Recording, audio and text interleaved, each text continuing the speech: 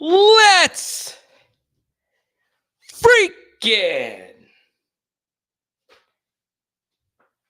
go, LSU fans. I'm so happy to be with you on a glorious evening. I want to talk transfer portal defensive tackles. That seems to be the topic that everyone wants to get into. Also, we're going to talk about Jayden Daniels tonight. It seems there are Washington Commander fans who are souring on Jayden Daniels. And I have a message for those Washington Commander fans. If you tune in really closely, the few that actually do watch my channel, I don't know how big I am in DC, but I have lived there during my time at Sirius XM. But I would be a hater if I did not celebrate yet another awesome LSU sports accomplishment. The LSU Lady Tigers, as you see in the background, they are going to the Final freaking Four, and it's led by Haley Bryant. Yes, Haley Bryant. And for those that know me personally, you know how hilarious that is, because that is also my dear beloved wife's name, like my actual wife. But shout out to Haley Bryant. She is up there with some of the all-time great LSU gymnasts, Ashley Claire Kearney, Susan Jackson, who's in the Louisiana Hall of Fame, going all the way back to the Dee Bro era. So shout out to LSU Gymnastics, okay? I am not a gymnastics expert. I was on the floor for an Ashley Claire Kearney 10, which was one of the coolest sporting things I've ever seen. So shout out to them. Best of luck as they go to the Final Four. That'll happen this weekend. And they have a good shot to go win the national championship. So you see the poll question: who has been the best LSU athlete of 2024? And we are only talking about players that actually played in 2024. Now, I put Jayden Daniels in there, even though he didn't technically play in the bowl game. I will include basically anyone, all right, from 2024 on, all right? And you see the poll question options: Haley Bryant, you see Angel Reese, you see Jayden Daniels. Let me know who you think. You could think it's Malik Neighbors. You could think it's Taylor Pleasance. She should probably be in the poll, the LSU softball sensation. So let me know what you guys think down below. My vote would be for Jayden Daniels, but I'm also a football guy. But Haley Bryant, all-time great LSU athlete. Congratulations to her and her accomplishment today. We say hi to Tony, say hi to Tyler, Xavier. Thank you so much, everybody. Welcome Xavier Ledette to the channel. Jordan, LA Mom, good to see each and every one of you. Xavier Ledette, that is such a good name. Reminds me of one of the best wide receiver prospects in this class, Xavier Legette of South Carolina, who has the best accent I think I've ever heard, the most Southern accent in the history of Southern accents. I wish him nothing but the best. The South Carolina Gamecock, who had a weird year 5 breakout. So I got my Tiger shirt on, and when I wear my Tiger shirt, that means I stand on business. That means I mean business on a glorious Thursday night. Now, we're going to talk about some defensive tackles that are in the transfer portal. And I'm going to give you how I feel about each and every one of them. I've gotten to know one of these DTs during the portal. I've mentioned it during the process. I will keep him anonymous because obviously there are a lot of negotiations going on. But what I can tell you is LSU is very much in the running for a couple of these DTs that are in the portal. We'll start off with one from TCU by the name of Demonic Williams, or is it Damonic? I would guess it's Demonic Williams. Now, what makes this player to be very interesting is there's actually I believe another TCU DT who's from Louisiana who's played with the Horned Frogs. There's Jared. What's up, man? I've been missing you, buddy. He played for the Horned Frogs, and he initially started his career out at Tulane. This might be him. I might be getting confused here. But Demonic Williams is a guy that has said he has heard from LSU, and he is one of the 50 schools on this Hayes Fawcett graphic. So Demonic Williams is definitely in the running for LSU. Another one that's popped up and has a lot more teams on his graphic here is a young man by the name of Simeon Barrett Jr., okay? Simeon Barrett Jr. here. Take a look at all these offers he has. As you can see, he's a single-digit defensive lineman. That means he should be pretty good. And you see all these schools on here, quite a few of them, including Tulane. I would like to think that a defensive tackle prospect who's coming from Michigan State is not actually thinking about going to Tulane or Hawaii or any of these other schools. Simeon Barrow Jr. is another defensive lineman who is out there.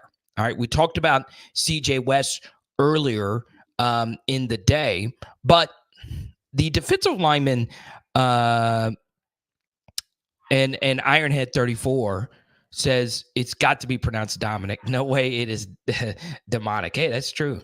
And what's up, man? I like it. It's funny you're wearing a Saints hat. I actually got reached out by someone to potentially do some Saints content. If you are a big Saints fan and if you want to listen to me do a Saints show, please comment down below. I'm a pretty big Saints fan. I wouldn't say I'm like a super diehard. I'm more of a diehard of the NFL. The NFL draft is 1 week away. Like, I want you to really think about this. In 1 week, we're going to know where some of the most beloved Tigers are going to go. Okay? So what I would tell you, all right, and I really want you to keep this in mind, all right? Actually, I'm going to save this. I'm going to save this for the NFL draft. I want to stay on the topics of defensive tackles. The biggest news that might have swung in LSU's favor was the news that Philip Bliddy or Bleedy, I've not been able to get a correct pronunciation. I probably should go look it up. I don't know a whole lot about Philip, but what I can tell you is he canceled a visit to Oklahoma. All right. So he turned off the Oklahoma visit. Now, what I want you to do is think about most of the schools that are on this graphics and most of the schools that these players are coming from. You notice there are no SEC defensive tackles that have entered the portal. But there are a ton of defensive tackles that none of us have ever heard of that are entering the portal, okay? And they're visiting SEC schools. So what does that tell you? Well, what I want you to do is connect the dots. What is the one rule that we have discussed at length over the past week? And it involves a Louisiana native that a lot of you know pretty well, Jacoby Matthews. All right. You are not allowed to transfer from SEC school to SEC school. Let me repeat. You are not allowed to transfer from SEC school to SEC school. All right. So what have I told you?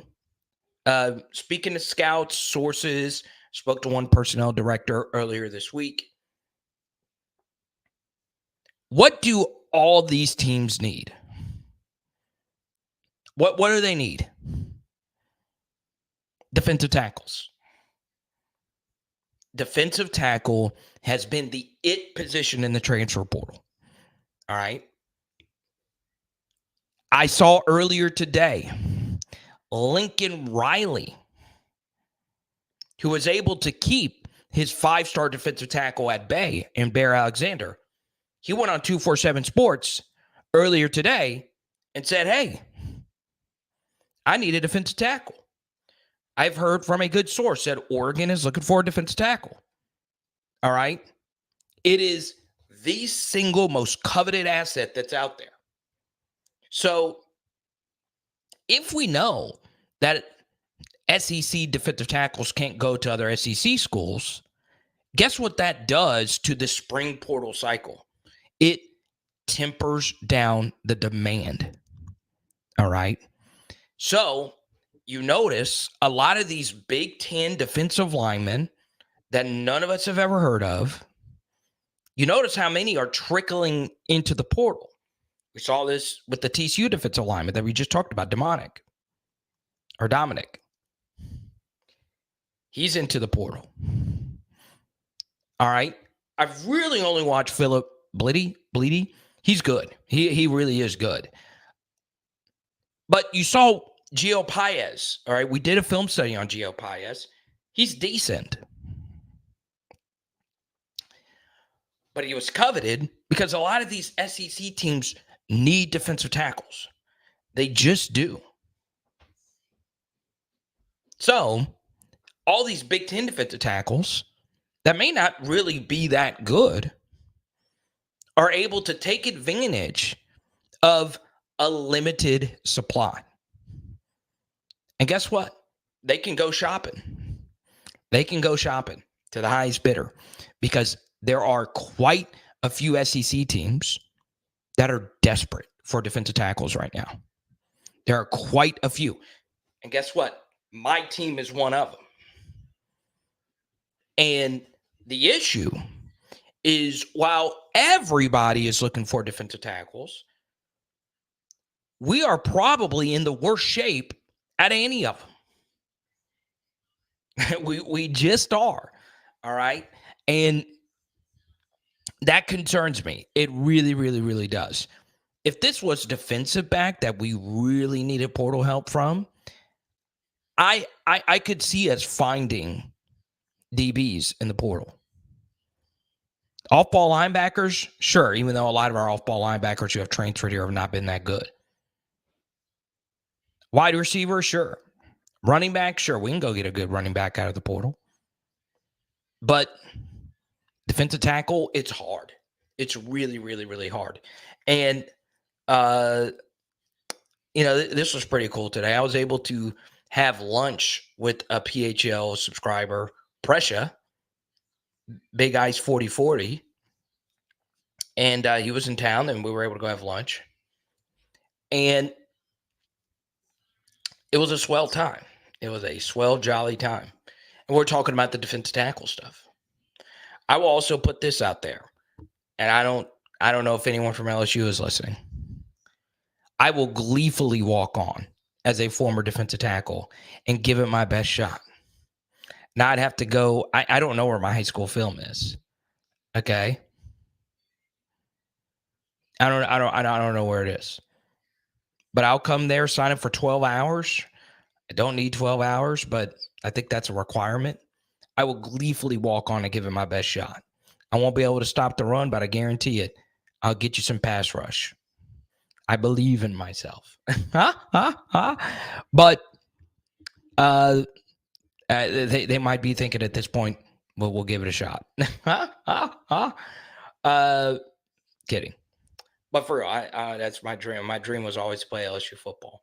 And I've told this story plenty of times. From my college dorm, I walked to the LSU facility 3 times. I actually walked into the building 3 times and never mustered the courage to just go knock on someone's door and talk to Coach Nader, who was a personnel guy at the time. Just never did. And I think about it all the time. I was like, what if I would have been a magical football walk-on star? What if I would have been Josh Williams? That's why I like Josh Williams so much. But that's not here nor there. Let's go to Trey. Let's go, Carter. If you had to guess What are the current Tigers will hit the portal this window? If we take 1 to 3 more players, we need to lose some. Lose some the same, correct? William, thank you so much. William T. I see Tari, Travis. We're going to get to all your comments, but as always, we got to prioritize the super chats because you guys are like transfer portal DTs. You're scarce during the off season. And Trey, thank you so much. I'm going to send you an autograph, man, for being our first $20 super chat. If you super chat $20 tonight, I'm sending you an LSU autograph of some sort. Okay. All right. I say this because it's always uncomfortable for me to talk about which LSU Tigers will hit the portal. Now, what does that mean? That means I'm kind of sort of sidestepping the question. There's a bunch of players' parents that watch this channel, and that just comes off so negative. Like it really, really, really does. Like I've had a parent come up to me and say, "Hey, I don't mind it when you criticize my son if he's not playing well or whatever." And I've had parents say, "Hey, I'm glad you're honest in your commentary." Trust me, the one thing I never want to do is just put out there, "Hey, this guy needs to hit the portal. This guy is just not good enough or whatever." So yeah, I mean, here's how I will answer it though, Trey, is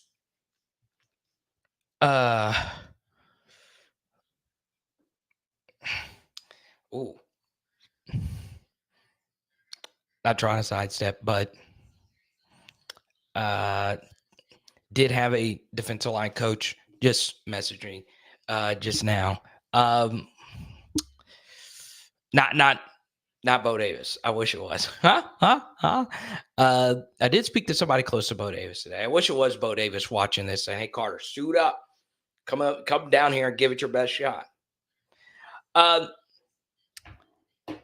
Trey, what I would tell you, all right, and I really do mean this from the bottom of my heart. There definitely are guys, if I was in Brian Kelly's position, that I would walk to and say, we need to part ways. All right. Guys that just have no path forward to playing time whatsoever. Okay. And I would do that. Now, if the player wants to stay at LSU and he really, really, really wants to, I would seriously think about it. But I would also go to the players and say, look, you're not going to play here. Like, you're not going to get playing time. This is year 3 for you. There's no path forward to playing time.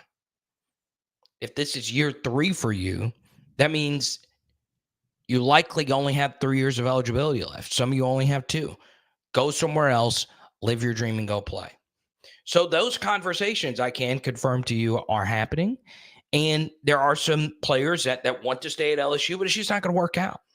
It's just not. But you did ask which position groups could you see some transfers.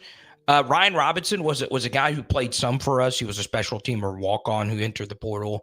I could see some more DBs. I can. I could also see another wide receiver or 2 hit the portal. That's not inside information. I honestly don't know a gazillion percent. I'm just like you guys speculating who might go. What I would also tell you, Trey, is and this really, really, really is important. One thing you can positively say about LSU is there has not really been a big-time contributor that has left LSU in the portal under Brian Kelly. All right, there has been no Walter Nolans. All right, a superstar defensive tackle for Texas A&M who's gone to LSU or gone to Ole Miss. There's not really been any of that. Now, there have been some very, very good players. Jack Besh is definitely one of those guys. Lance Hurd is definitely one of those guys. Very valuable backup level players. But when you look at their situation, it makes a lot of sense that they left and went. So I think those two position groups is where you could see some thinning. Wide receiver and defensive back. I know what some of you are going to say. Well, we've already seen that. Okay. It can still happen. It still can. And I would also lean a little bit more towards defensive back as well, because DB, you have 3 new coaches coaching the DBs now. All right. So there you go. And it's good to have you back, Trey. All right. Okay. There you go. What position groups? Perfect. Jared, thank you for your super chat. I really appreciate you. Thank you so much. Oh, okay. So that was you. But what I would also tell you is LSU is going to be willing to spend to get some good portal players. So there you go. Now, I might play a little video because I do. I hate it when this happens live. This happened during the Blake Baker stuff, and then it got to Tiger droppings and all of that. When I got a good message right when all the Madhouse stuff was going on, that Blake Baker was likely going to be the DC, and obviously a few days later became official. I'm not the best insider person. I'm just not. Jordan, thank you for the super chat. Appreciate you. You pick whatever topic, Jordan. Go right ahead. Mutual friend of ours, former LSU quarterback, Andre Sale just messaged me. And Andre, of course, is playing for the Arena League this next year. So really excited about that. So there you go.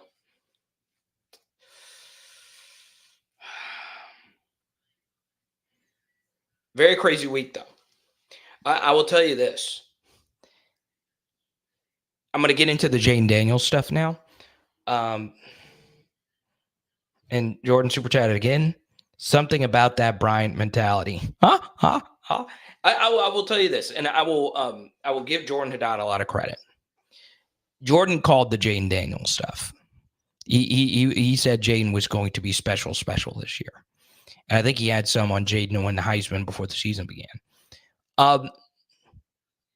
So we'll do that. And I'm sure Jordan wanted to talk about the Jayden Daniels situation. So apparently Jayden's agent liked to tweet something bad about the Washington Commanders. Now, I will tell you this. There is information, and once again, it's smokescreen, it's draft season. A lot of this stuff is BS. There was some of this last week about Jayden and the Commanders. All right, and then Jayden, a really national NFL reporter, Tom Pelissero, and normally if a national reporter tweets something out, it's normally some type of signal. The Minnesota Vikings have met with Jayden, and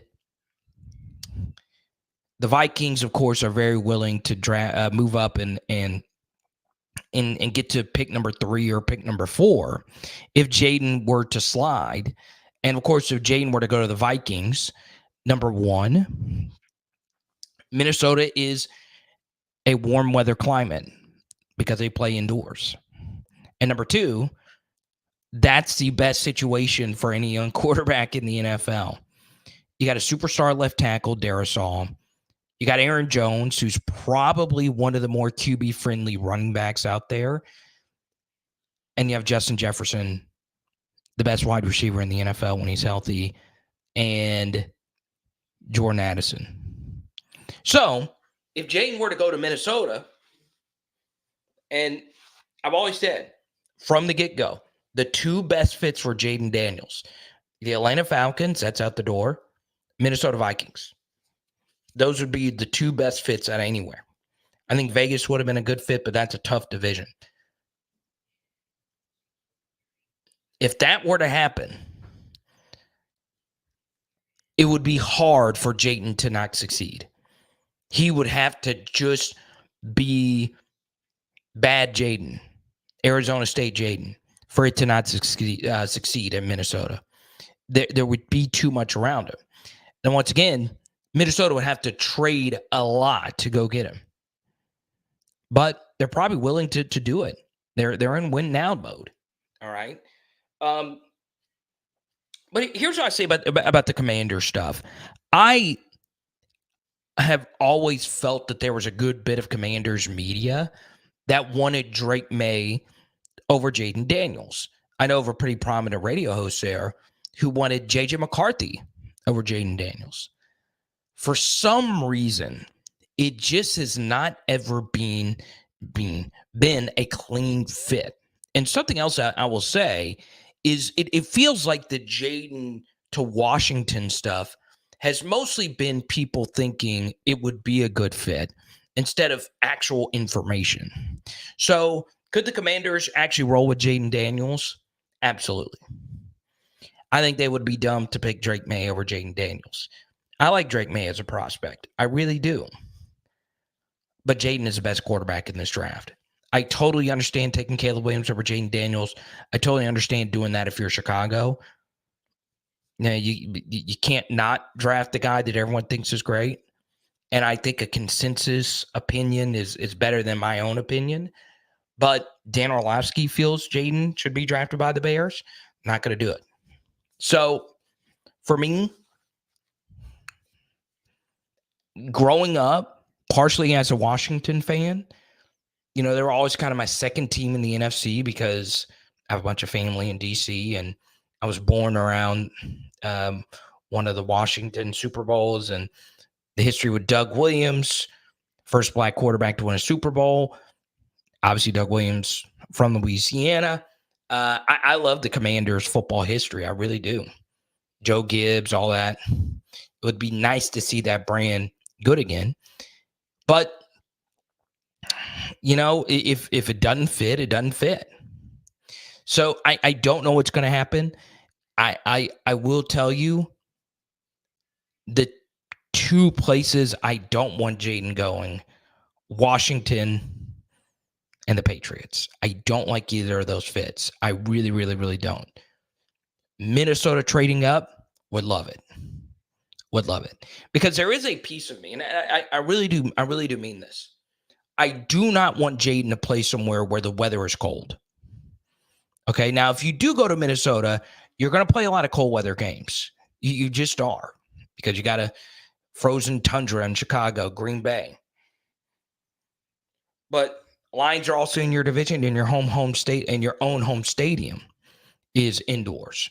So that means for now until the end of Jayden's career, I think he would be very successful at Minnesota.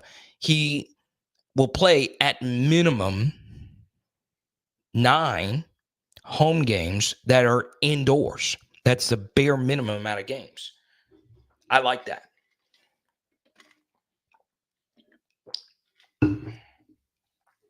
So, Jordan, thank you for the question. I really appreciate you.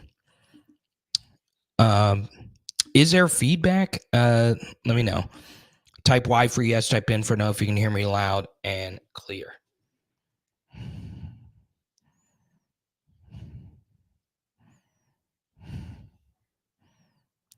Let's see.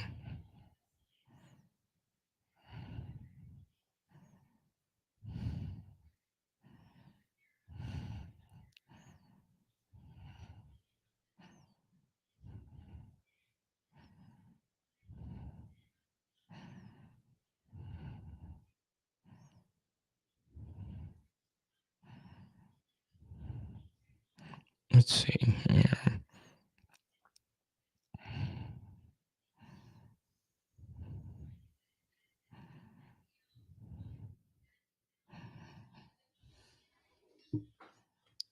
Just ASMR breathing.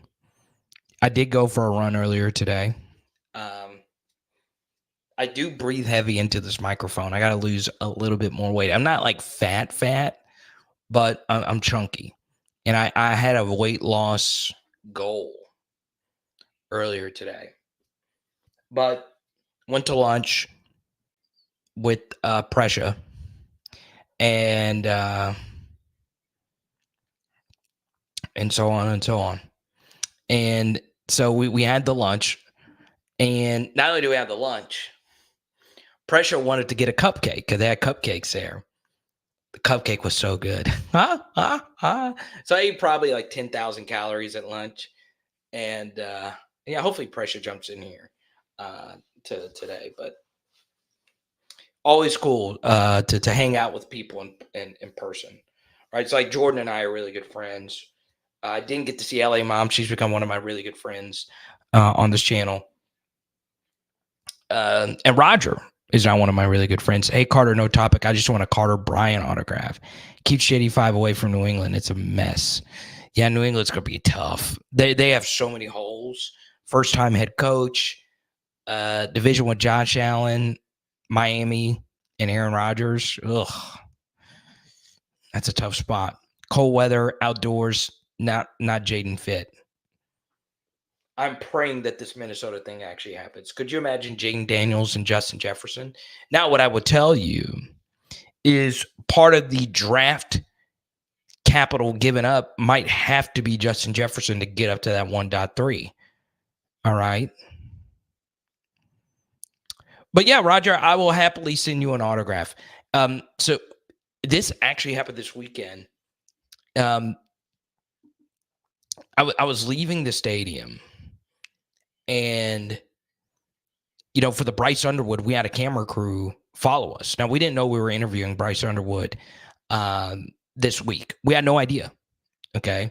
So camera crew followed us, Lacey Dex Productions. It was really cool. Shout out Red Dog and the crew.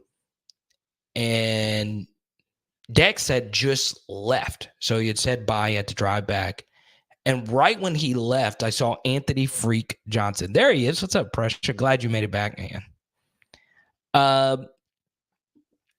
So I'll tell you this, Roger. So Anthony Freak Johnson, he signed a hat for a fan. All right. And then the fan walked up to me and said, hey, will you sign this hat? Now, recently at the Arclatex Memorabilia card show, I gave out a jersey to Janice. And I don't know if Janice is watching or not. And she asked me to sign the jersey.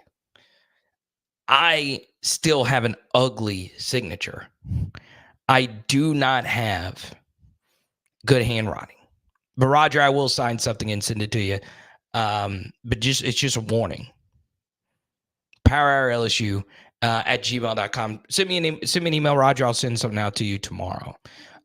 So there you go.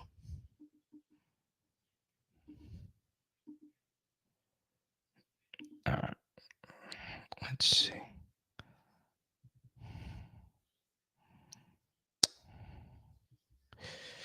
Y'all, this is just sort of random. Like, I know each and every one of you have like these random sports teams that you like. One team that needs to become good again is Georgetown basketball. Like, they had a really good player transfer today, and it sucks. So there's Pressure right there. Had a good lunch. And, of course, to the far right, an absolutely gorgeous, amazing woman. The real Haley Bryant. Okay? The real Haley Bryant to the far right. Kidding.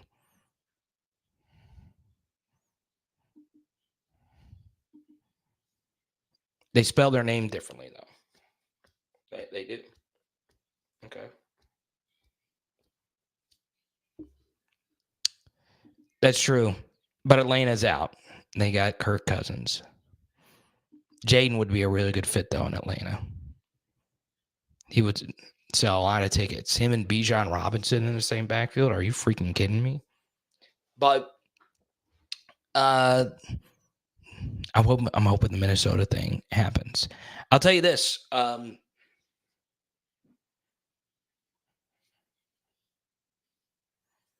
Once again, I don't know what to believe anymore with the NFL draft stuff. It's been a little bit different because, like, I know someone in Jayden's camp. I don't know Jayden, never met him. obviously a super fan. But like it's crazy how much information. And honestly, I think there's a lot of information that Jayden doesn't know if it's true or not. Like he knows it on his end, but it's impossible to really 1,000% know if a team loves you unless you are the number one overall pick.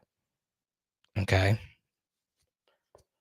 And I will say, I did hear of Minnesota potentially moving up to number 2. So if they can get to number 3 and still get Jayden, that would be fun. That'd be a lot of fun. But I will also say this, Roger, and to anyone watching this, the best player in this draft. All right. I've shaken up my little draft board some, but Malik Neighbors is still the best player in this draft. I do want to share one player that I think LSU fans should be cheering for in this NFL draft. And his name is Byron Murphy at Texas. So why should you cheer for him? Well, we have a defensive tackle problem at LSU. We do. Okay. You know, one thing that helps out recruiting defensive tackles and just recruiting players in general, and could also help out the NIL price tag to go get players, is how well do the players you coach perform in the NFL?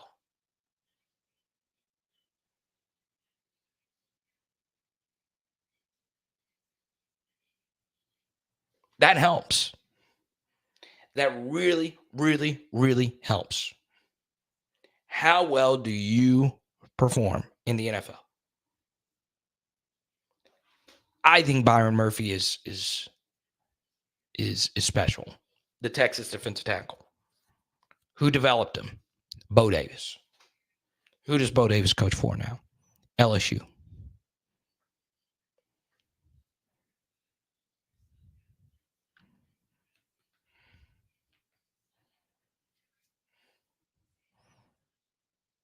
It matters, y'all. It matters. Because I'm telling you right now, where do the elite quarterbacks want to go? They want to go to LSU. All the elite quarterbacks want to be Jayden Daniels and Joe Burrow. They want to win Heismans. They want to win national championships. They want to be first-round draft picks like Jayden Daniels and Joe Burrow. Brands matter. That's why I worry about, I want Tyrann Mathieu and Patrick Peterson to keep playing. Play until the wheels fall off. Because it helps. It's like, hey, you guys came to LSU. The more guys we have in the league balling out, it matters. Because as much money as these players can make via NIL, it's rarely over $1 million. Rarely. You know where you can make more than $1 million per year in upfront open salary and signing bonuses? Oh, yeah, you can do that in the NFL. That's a goal. Getting to the NFL as soon as you possibly can. But I really do think Murphy is a special defensive tackle prospect.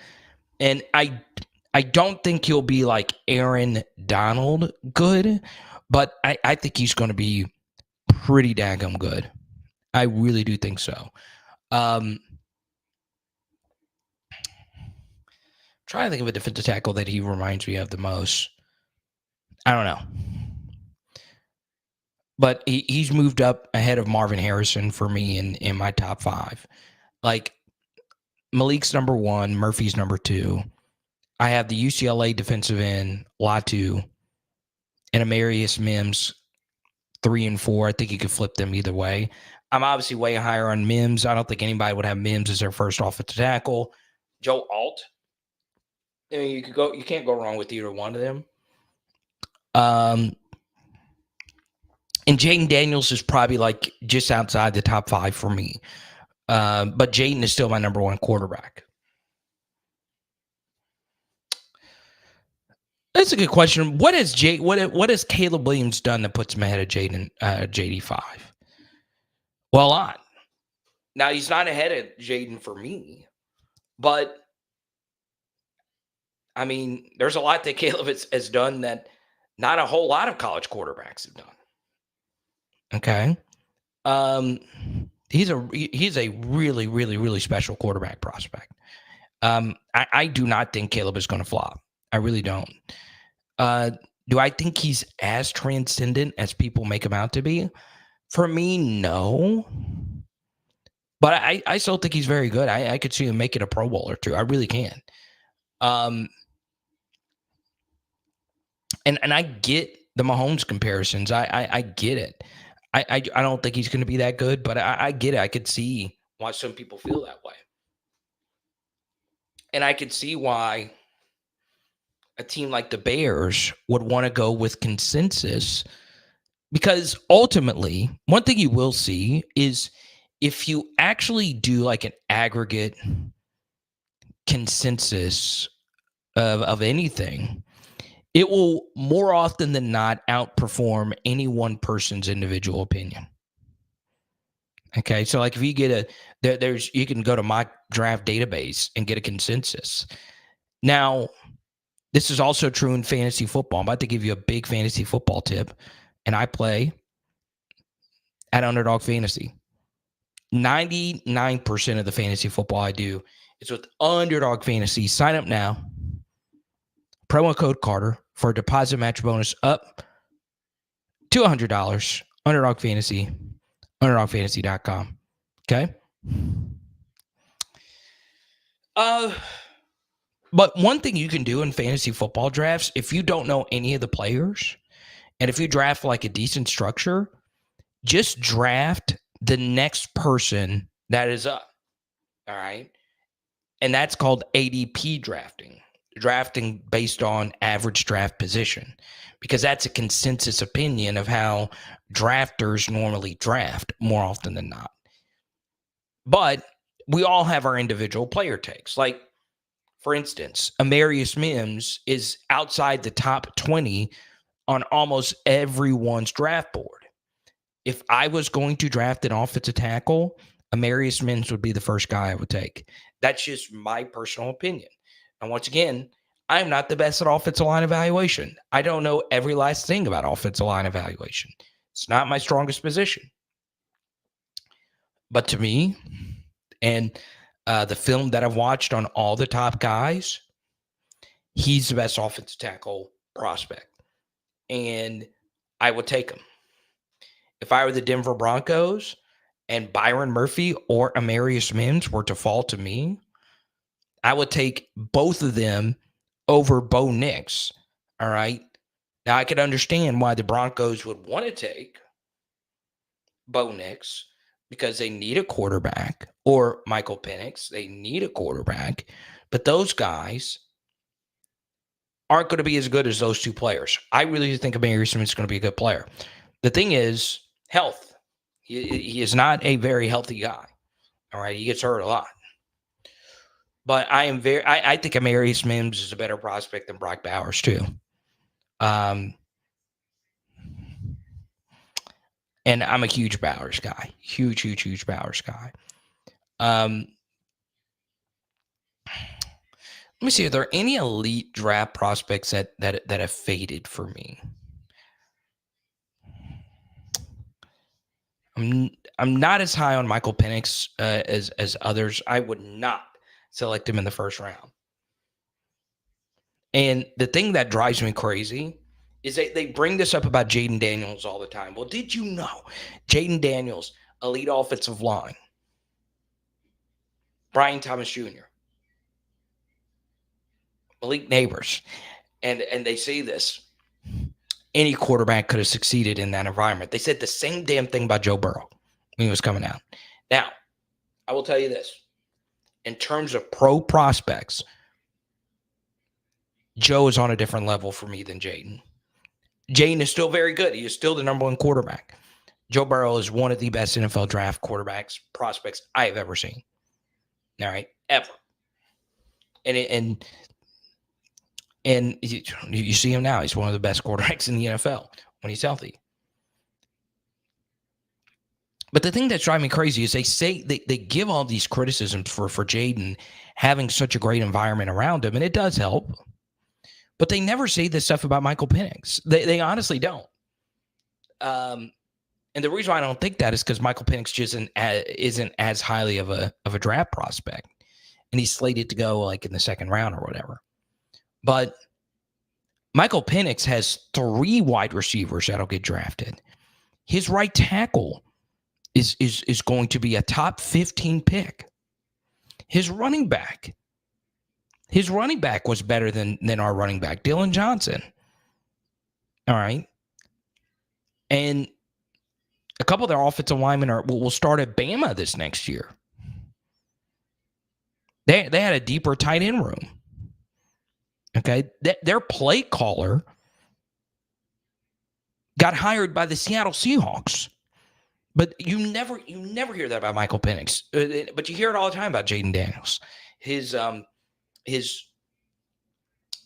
was surrounded by too many good players.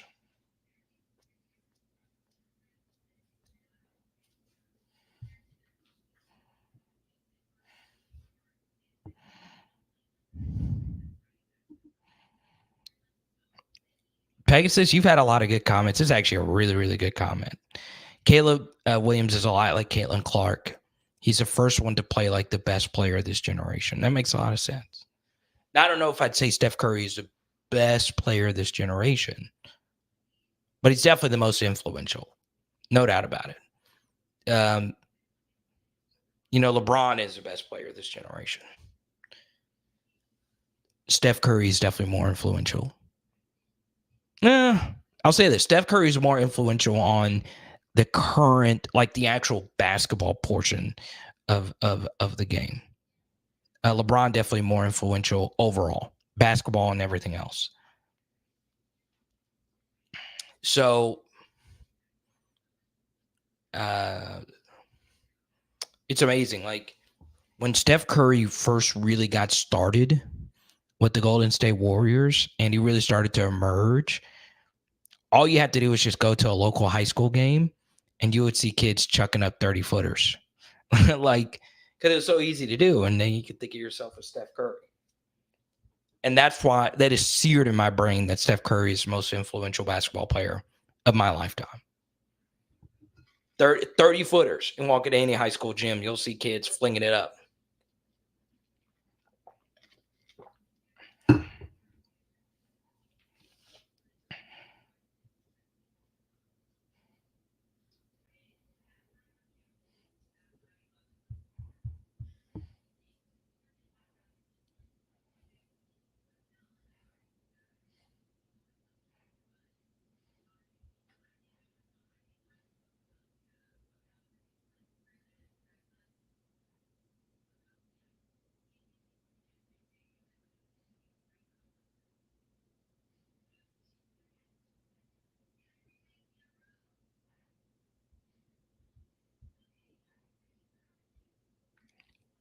Got somebody watching from New York.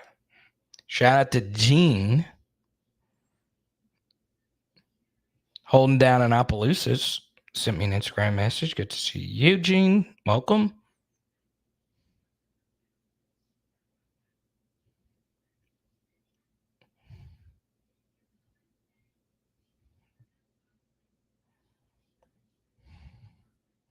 This comes in from Terrence. Carter, will you get Bryce Underwood back on the channel? I want more from the interview. Well, here's the thing. All right, here's what I say about the Bryce Underwood interview. Was it my best interview on my end? No. But it was also a very hostile environment, and he's young. I mean, he's 16. And we interviewed Colin Hurley, and we're able to sit down. So hopefully we can get Bryce Underwood back on here in like one of our normal settings. He was great. He was honestly great. Spoke to him off camera. Spoke to DJ Pickett was actually around there as well. Spoke to him a little bit off camera. And they both have PHL bands. But I appreciate all the compliments on the Bryce Underwood. Here's pressure. Allen Iverson, the most influential after Jordan, the crossover and the sleeve. Totally agree. Totally agree. Allen Iverson's definitely one of the influential athletes, but you really had to live it. Like, he'll probably get lost in his influence because he's not the same like all-time great player like Jordan, LeBron, and Steph. But Allen really pushed boundaries. And it goes back to what I said earlier in this live stream about Georgetown. All right. I think Cliff and I talked about this, not the last time I was in town, but before that. I cannot stand Georgetown basketball not being great. Like, that was such a big freaking deal. They were it in the 80s and then in the 90s with AI. And then in the 2000s with Otto Porter, Roy Hibbert, and those guys. We need Georgetown basketball back. We just do. Like, the Hoyas, man, so iconic. And obviously I'm biased because when I lived in DC, I would go to their summer league games. But I need Georgetown basketball back. And Allen Iverson was Georgetown. And then he goes to the NBA.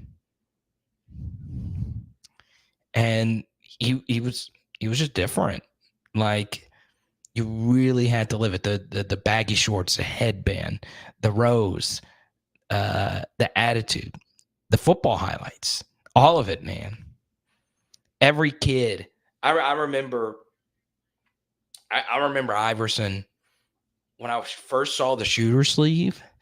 I went to like Hibbett Sport or some sporting goods store, and they didn't have anything like that. So I remember getting a sock and trying to put a sock on my arm, and it didn't feel good. So then I went to my mom's dresser and got some pantyhose and cut it and put it on my arm. Went to school the next day and everybody was looking at me crazy. And I was like, no, I just want to be like AI. That's it. But the AI Vince Carter, that generation of basketball player was so great. And they had to be cool because Tim Duncan was just boring. All right. The J Kidd, Jason Williams, Young Dirk era. Oh man. You couldn't. That was my favorite NBA. Now your favorite NBA might be something different.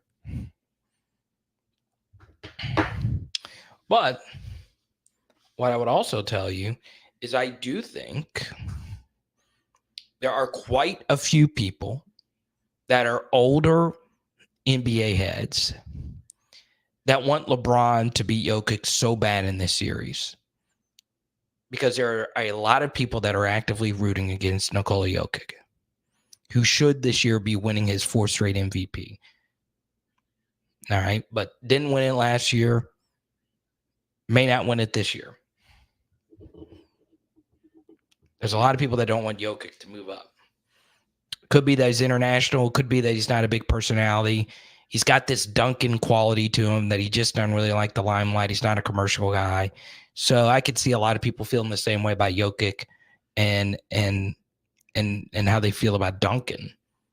But I think like I think if Jokic wins a title again this year, he is in like the Kobe tier, like in that top 10, top 15 tier. I really do believe it. I really, really, really do believe it. Because like Jamal Murray is a good number 2. But is Jamal Murray a Hall of Famer? I don't know. You tell me.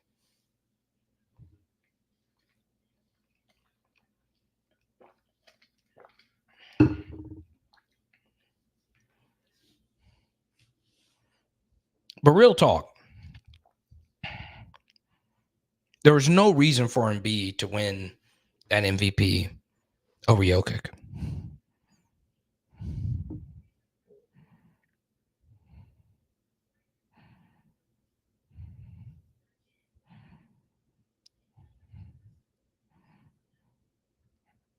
And then, of course, I get 2 texts from Kobe guys watching this saying that they're threatening to turn the stream off. I'm not saying he's better than Kobe. Not there yet. But he moves closer to that higher echelon.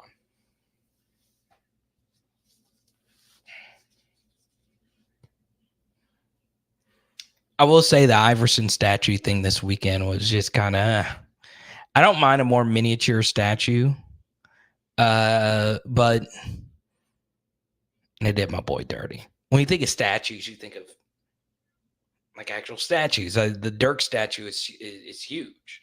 Like the LSU, huge statues at LSU, huge. But the Allen Iverson statue is smaller, right? Here's Kedrick. He says, Carter, where do you have Kobe ranked? He's at the top 5 for me. I would say he's probably like 9 or 10, maybe for me. Like, I have Shaq ahead of Kobe. I think those two are just so close. But yeah, I would like Jordan, LeBron, Wilt, Russell, Abdul-Jabbar, definitely those 5 are ahead of Kobe for me. And then Larry Bird and Magic, it's close. I mean, it's close with those two and Kobe. I think you could put Magic and Larry higher than that. So that's where it gets, into the minutia. What about Oscar Robinson? I mean, there's a lot of people. I mean, I wasn't old enough to really watch those guys. Definitely wasn't old enough to watch most of those guys. But modern era, like Kobe's probably like if you're doing post Jordan era, I would LeBron would be number 1. Post Jordan era, LeBron would be number 1, and then after that it would probably be Steph, Kobe, or Duncan. You could put either one of those 3 at number 2, and then after that you get into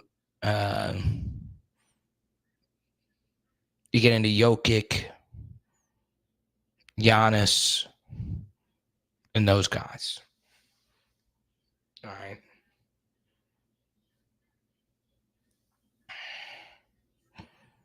Oh, come on, Kedrick. You can't put Kobe ahead of LeBron. You can't put Kobe ahead of LeBron. Kobe has one more title than LeBron. One more title. So, I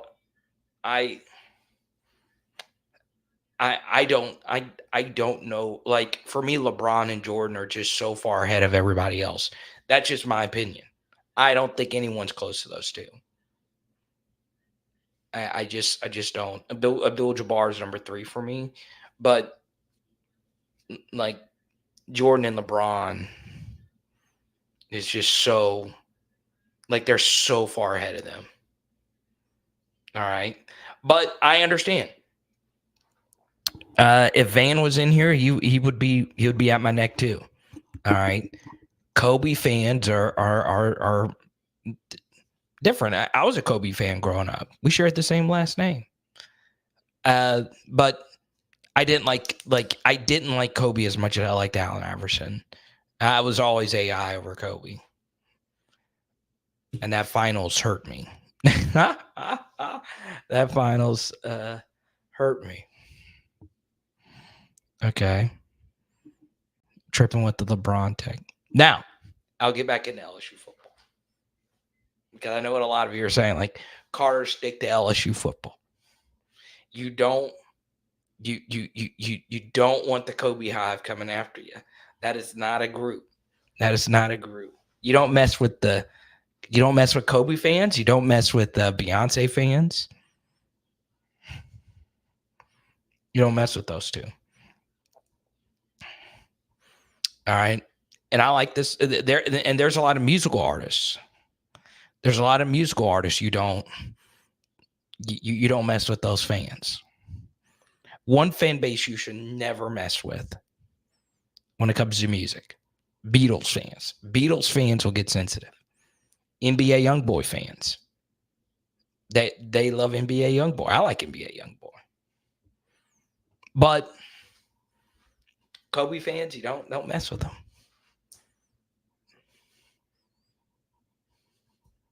Jared says he's never seen LaFlop play. Ha, ha, ha, ha, ha. So there you go. Now,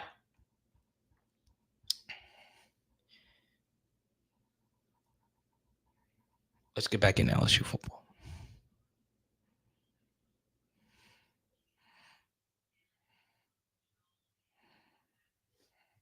Mike says Kobe has 5, King James has 4. Say, don't mess with Stevie Wonder fans. You want to know why? I don't mess with Stevie Wonder fans.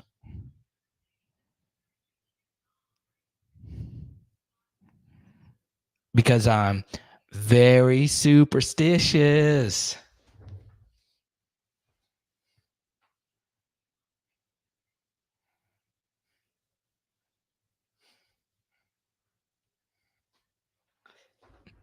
Gotta love it. You have to admit, that was hilarious. That was hilarious. And you see why. You see why I did stand up for 5 years. All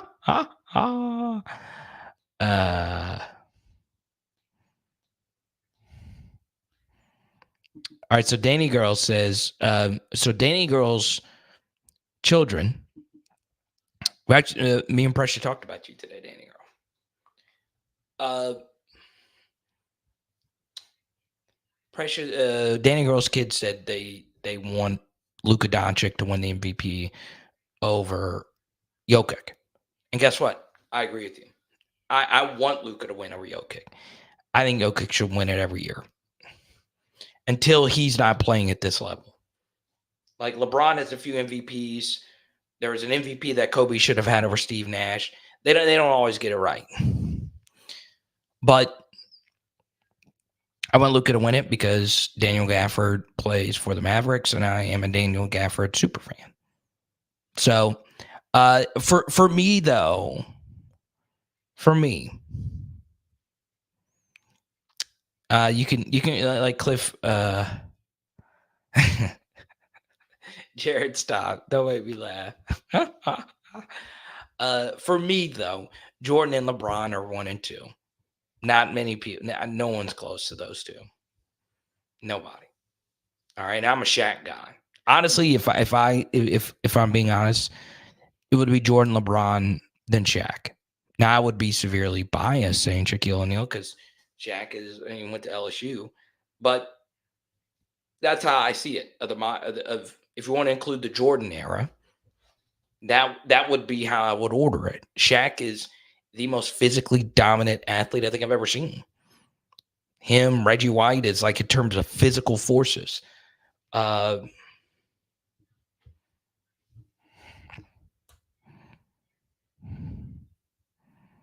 But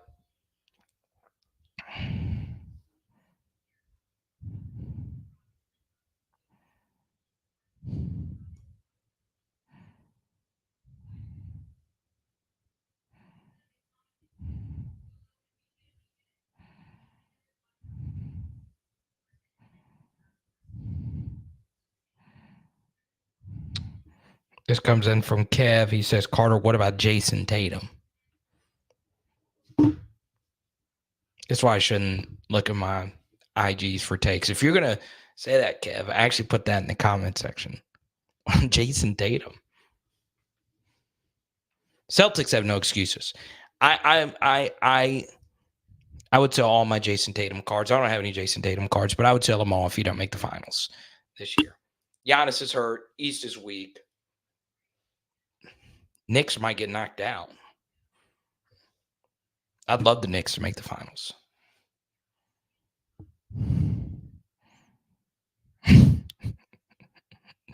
But I am pulling for the Mavericks. Outside of my Pelicans, of course.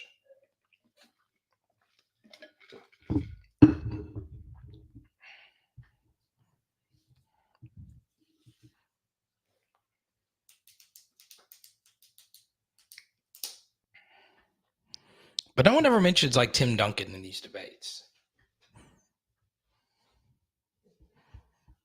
Okay. No one ever mentions Tim Duncan in these debates because he was boring. And he doesn't, I really do mean Tim Duncan probably does not give a shit. And I don't think Jokic does either. I think all these other guys we've mentioned, they care. Like LeBron obviously cares. He cares about his image. And that's fine. If I was on that level, I would care too, because I like sports media and the whole discussion. Most players do care. Jokic and Duncan, they just don't. I don't know how they don't, but they just don't. And I don't think Jokic is like putting on a persona here. I really do believe he does not care. I really believe he just does not care. Just wants to ride horses. All right. That's a good point, though, Cliff made. We don't talk about Hakeem Olajuwon. Like, when you think about, like, the second tier, not the elite tier, Olajuwon's probably, like, the best player of, like, that second tier of, like, legends.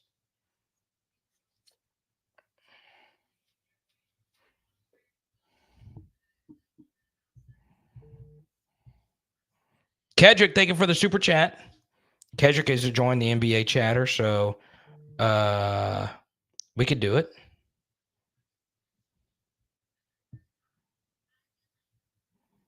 Dex just texted me. He's a Kobe guy. Okay. I get it. No, I get it. Mamba mentality. But here's what I would say. All right. I'm just talking about players, obviously. We all have our own Kobe stories and his influence and all of that.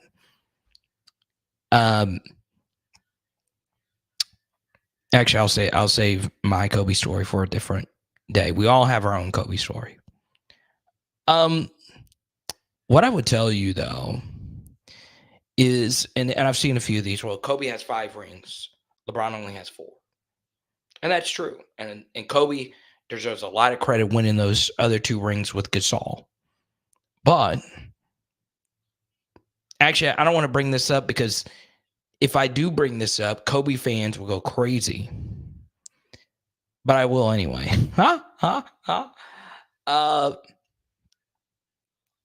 You know, he had that game 7 versus the Celtics. He went 6 for 24.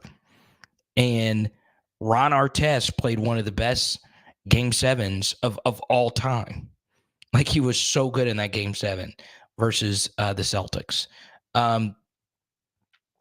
And, you know, like, that was very impressive. Kobe won 2 rings after the Shaq era. And to do it in LA and play for the same team, you know, it's really transcendent. But, you know, I'm telling you right now, if LeBron had that game 7 where he went 6 for 24 and his team still won the title, we would be talking about it. Right? We would say, well, LeBron got bailed out by his teammates. So, you know, it's just one of those things, right? I think Kobe after LeBron and Jordan has a good argument for number 3. And I know it's basic to have LeBron, Jordan ahead of everybody else. Okay. Now, this is funny you brought this up, Kedrick. All right. This is a good point. They did lose that finals to the Pistons. All right. And that's one of my dad's favorite teams of all time. My dad hates the Pistons. All right. And this is a good point, Donald. Ray Allen bailing LeBron out, right? But that was the Tim Duncan Spurs. Like, that's Greg Popovich. It's Tony Parker, Manu Ginobili. Those guys. Like, you want to talk about majestic basketball, how the game's supposed to be played? Spurs played the most selfless basketball of any like title champion we've ever seen. And that was after, the David Robinson years. Okay. Like, those Spurs teams were so good.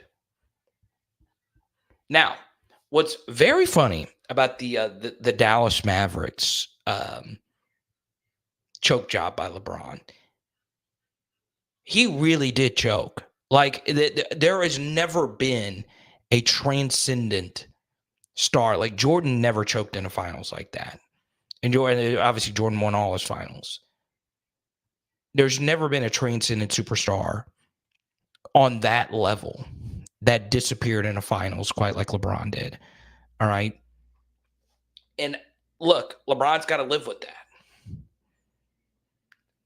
I do think it was good for basketball that happened, though, because it gave another franchise a title in Dirk. I like diversity when it comes to championships. I don't like, that's why I was rooting against the Chiefs. I just think it's better for the sport because we're so ring culture obsessed. But what's very funny, so I think a lot of you saw this story this week where Caitlin Clark was asked a very weird question from this reporter. And his name is Greg Doyle. Now, I've been in a lot of press boxes. I've never met Greg Doyle in my life, or Doyle, however you say his last name. And for those that saw it, I'm not going to play it. It was a very creepy situation. And he's had some other weird situations. I don't know if I'd ever let him back into a press room with the Indiana Fever, but whatever the case may be. I do think, though, there was a press conference. So for those that remember the finals, the Heat finals versus the Mavericks, the Heat won game 1, and then the Mavericks won 4 out of the next 5. Greg Doyle was actually the reporter who asked LeBron one of the most blunt questions I have ever seen a reporter ask a player who just won a game. And for those that remember that game 1, LeBron had an awful fourth quarter. Like, he just disappeared. But the Heat still won the game. And Greg Doyle asked LeBron, hey, why did you disappear? Like, legendary superstars don't do that. What happened? And that wasn't exactly how he asked it, but he asked the question like an asshole. All right, which he is. And LeBron answered it cordially, but you could tell LeBron was kind of being terse. I could play it. I actually went back and watched it earlier today because I was like, oh, Greg Doyle. That was the guy that asked the LeBron question. So I actually searched the internet to find it. And LeBron was not the same player after that. And there was a clip at the end of the finals where LeBron was asked again, how do you treat the fans who despise you? And he had the legendary quote, those fans wish they can be me, and they got to go back to work the next day and and live their miserable lives, something along those lines. I really do believe the quote after game 1 from Greg Doyle got in his head. Because LeBron just was not the same. He was just not the same. He was so fragile at that time. And I also got it. I mean, he just was. And after that, he matured. Not in terms of he was never someone that acted bad off the court, but he was able to get over the media criticism, which was definitely excessive. Now, am I a LeBron diehard? Not really. I'm a fan of his. He's a Liverpool fan. He's a Liverpool co-owner. So I'm always going to be a LeBron fan because he's a Liverpool cohort. But it is amazing what this guy's done for the game. It's amazing, like making, what was it, 8 straight Eastern Conference Finals, something like that. It's crazy.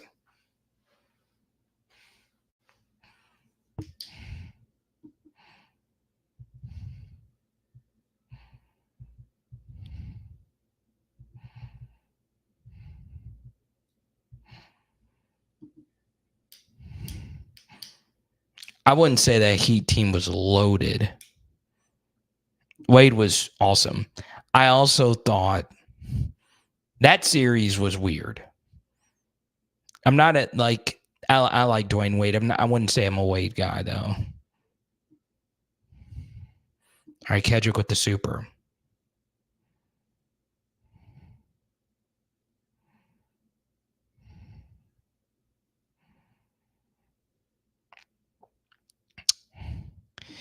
Yeah, I mean,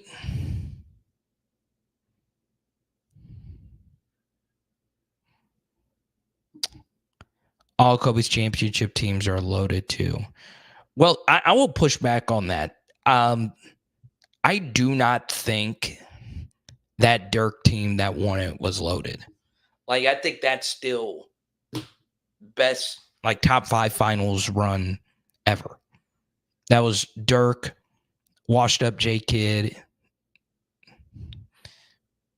Brendan Haywood, Peja Stojakovic. That was a weird team. And Dirk, Dirk beat, it was a crazy run. Dirk beat Kobe. Dirk beat, who was it? It was a crazy run. That was a Kobe Andrew Bynum team. Who else did he beat in that run? I'm drawing a blank.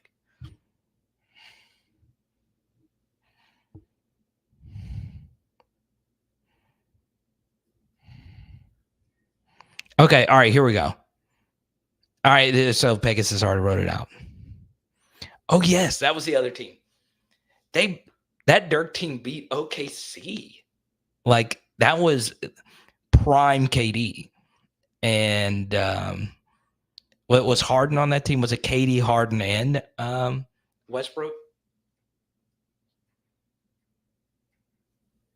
Oh, wait, and they also beat the Spurs, right? It was the Spurs, Thunder, and Lakers, and then the LeBron Heat.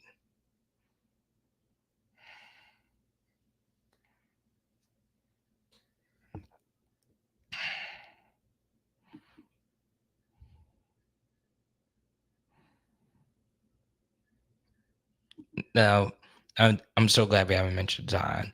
I didn't know we'd ever do an NBA show and we wouldn't lose everyone. But you guys have enjoyed the NBA chatter.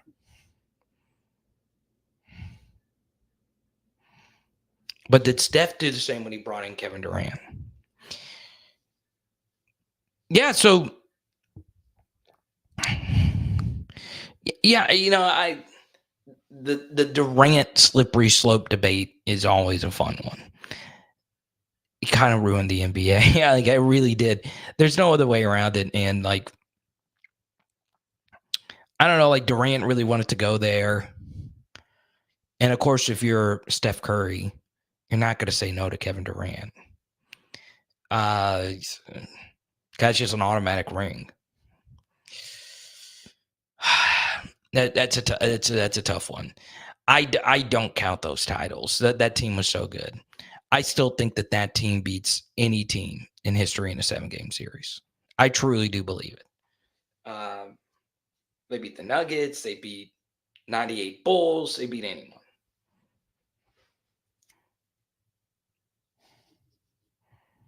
That's the best team I've ever seen. I'm not sure if I'll ever see another team as good as that.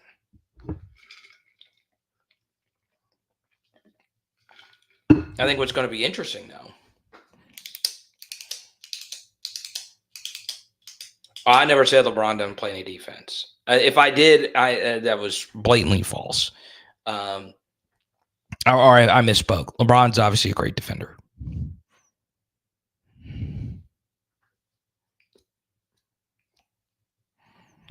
Oh, come on. LeBron's close to Jordan. You can't be the all-time scorer. You can't be all defensive team as many times as he's been. When it comes to passing, it's not close. I mean, look, I'm a Jordan over LeBron guy. It'll always be that way. I grew up in a Jordan household. It'll always be that way. Okay. And even if the numbers overwhelmingly support LeBron over Jordan, I'm always going to be Jordan over LeBron. It's just who I am. And it's religion. It's not ever going to change for me.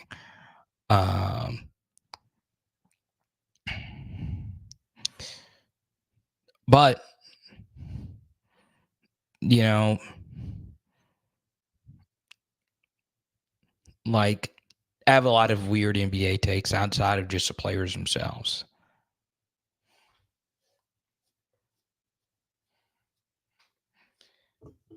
I will say, if the 98 Bulls played the Durant Warriors,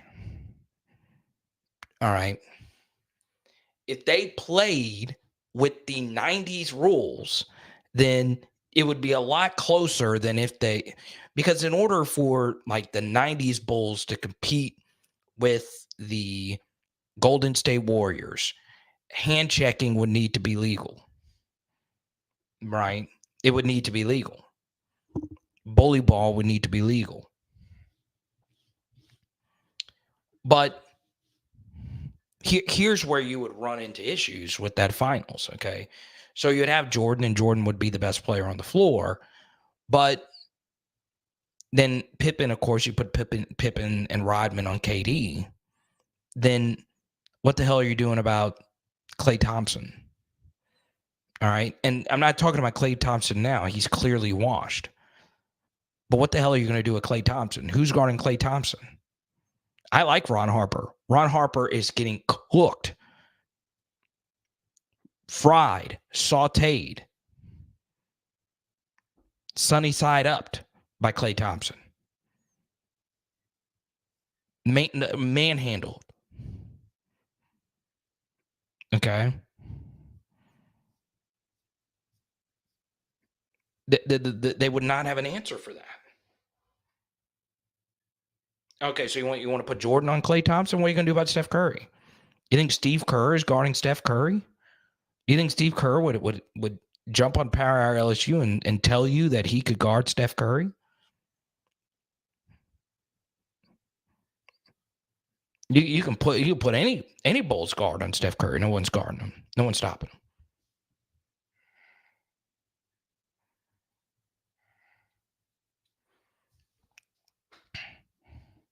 Trust me, I do not like the Durant Warriors team.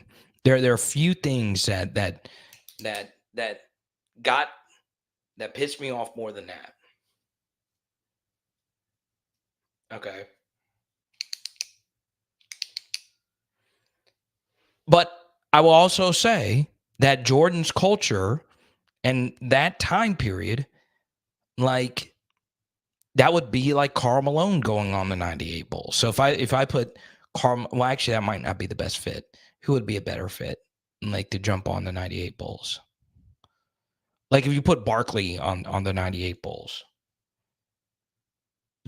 or 96 Bulls with prime Barkley, then they're probably beating the Warriors, or it's closer.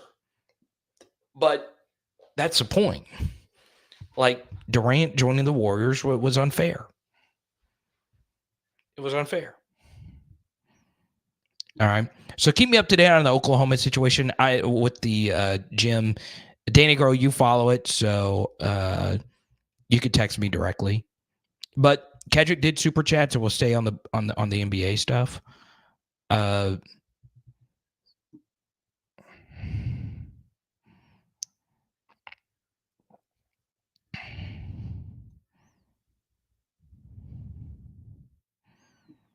But I think if the Durant Warriors cook Denver, they cooked them. The Durant Warriors cooked the Spurs, any of the Spurs teams. They cook anybody.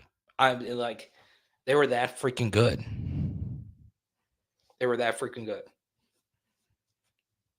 Now, I do think the Durant Warriors, I think those Kobe Shaq teams could give the Durant Warriors fits with Shaq in the post. That's one good thing about Shaq is there's really nothing you can do to guard him.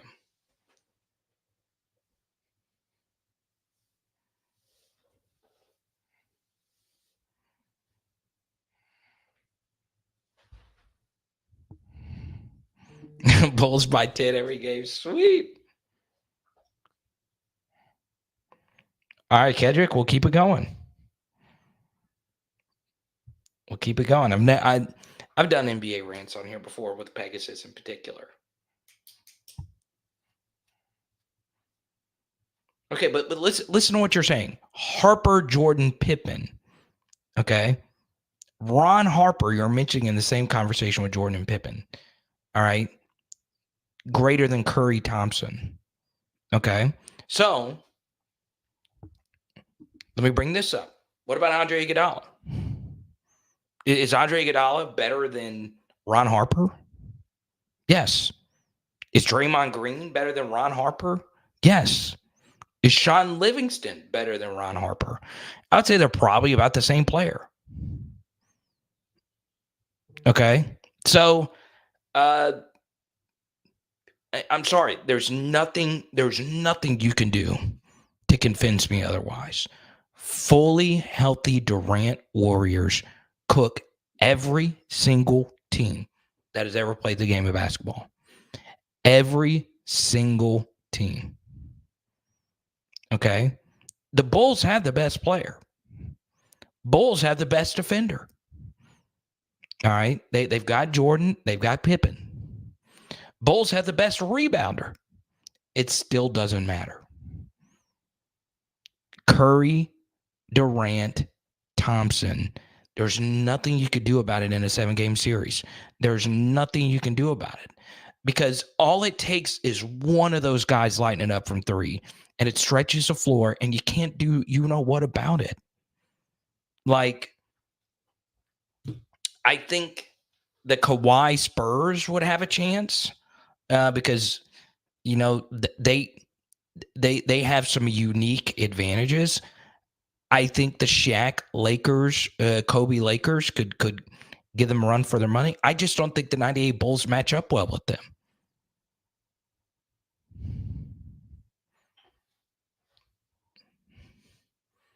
Okay.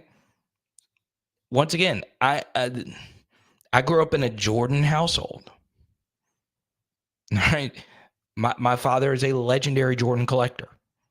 I grew up in a Jordan household. Jordan is the best player to ever play basketball.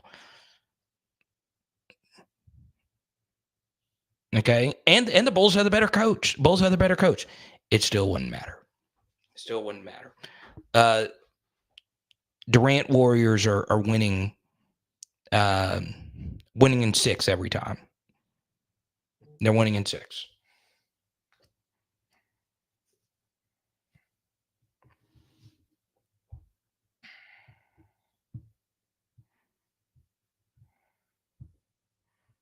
Now, you put Kobe on the 98 Bulls, they're winning in 6 every time. That's the thing. So the Warriors were already an all-time great team. Then they added Durant. Okay. Bulls, already an all-time great team. All right.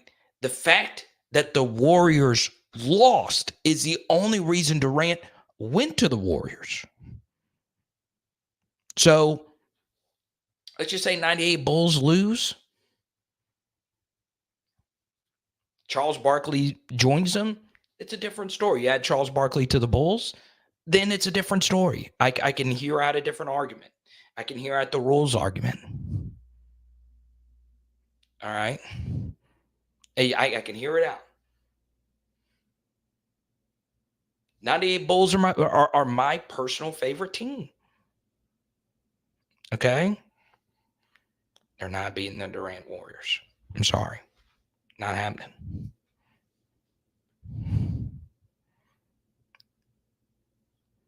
I'll even go this far. The prime LeBron Miami Heat teams, when they were clicking on all cylinders, Durant Warriors are dusting them, winning 4 out of 6 every time, or winning in 6 every time. Now, I can have a debate here, or Edward O right here. I can have a debate. 98 Bulls versus LeBron Heatles. I'm probably going 98 Bulls. I really am. But I would go 98 Bulls over the Heatles. I think Michael gets in their head. I could see the 98 Bulls matching up with them. I could see Rodman getting into the head of LeBron. Jordan on Wade. Pippen on Bosh. I think 98 Bulls have to get that. I do.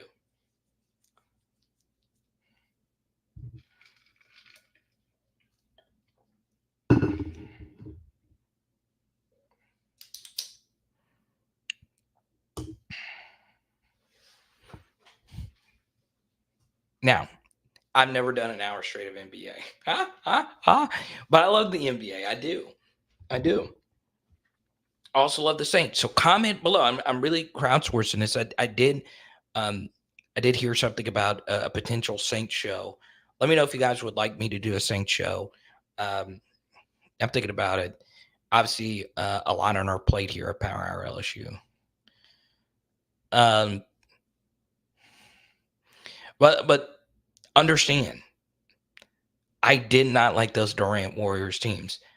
Like, it's crazy. Like, when the Durant Warriors were put together, every single human being that knows like any bit of basketball, any human being that knows a sliver about basketball, when Durant went to the Warriors, knew that they were winning the title. And it was over. Every single one of you that were a basketball fan were pissed off because you knew it was over. Like, you knew that there was nobody beating them. Nobody.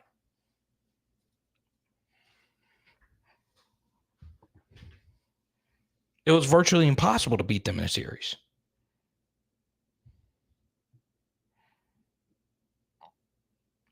Well, I say that. Those Chris Paul Rocket teams were close, but that's not here nor there.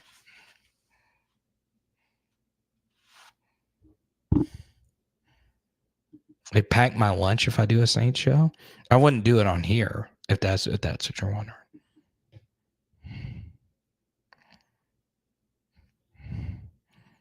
But I lost one of my favorite viewers, Dex, after Trusty Kobe fans, dude. So, Danny, keep me up to date. So it is confirmed that the LSU team is in the Final Four. So they're already locked in.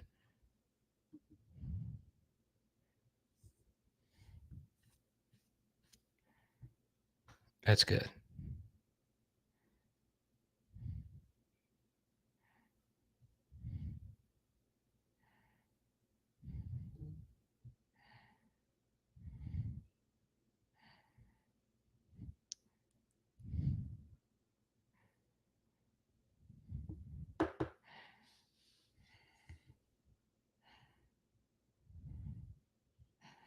Yeah, that's the thing. Like, though, like, it's impossible to guard them, man. It is impossible to guard them.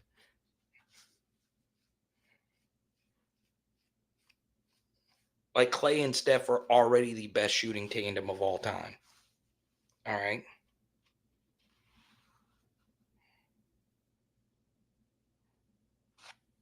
And then you put Kevin Durant on there.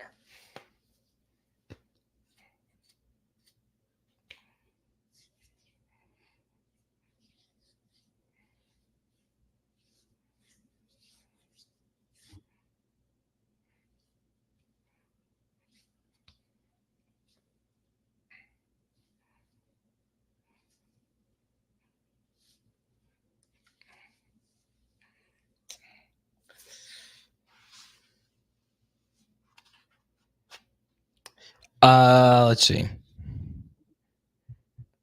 So I'll get back into football now.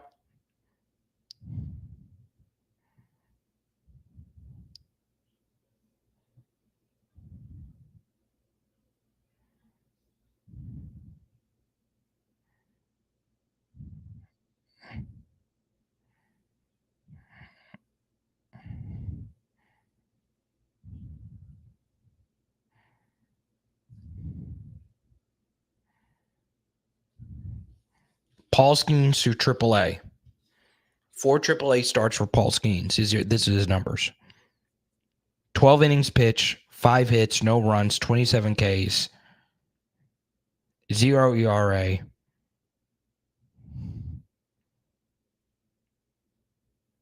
So why is he not playing in the big leagues already? Like, I don't get it. Like, if you're that dominant, why wouldn't you be in the big leagues already? Let's take a look at the poll question. Who is the best LSU athlete of 2024? Jayden Daniels ran away with this. I thought it'd be a little bit closer.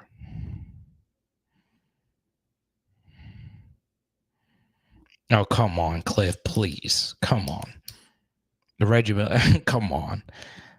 Mark Jackson, Reggie Miller, Pacers?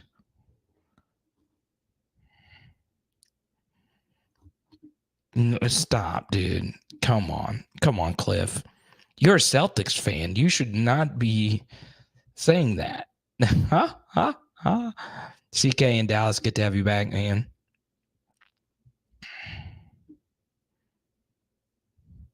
That's true. I could see Dennis Rodman doing that. But then again, if Dennis Rodman started getting dirty with Durant, then literally Draymond would sledgehammer him. That's the thing we haven't brought up. Would there be a game? It would be the line on DraftKings or FanDuel or whatever would be every game. Who will get kicked out first? I would take Draymond and plus money every single time in that situation.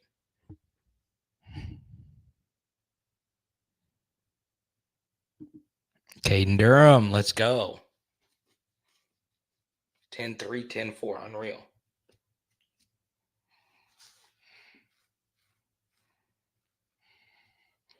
So Oklahoma is like the gymnastics dynasty, and they will not make it to the finals, apparently, according to Cortland. So that's good for LSU. Sometimes you need help. So LSU can actually win the national title in gymnastics. The reason why it's more important to knock out like other teams that have higher upside than you, and Oklahoma probably does, is there's nothing you could do defensively in gymnastics.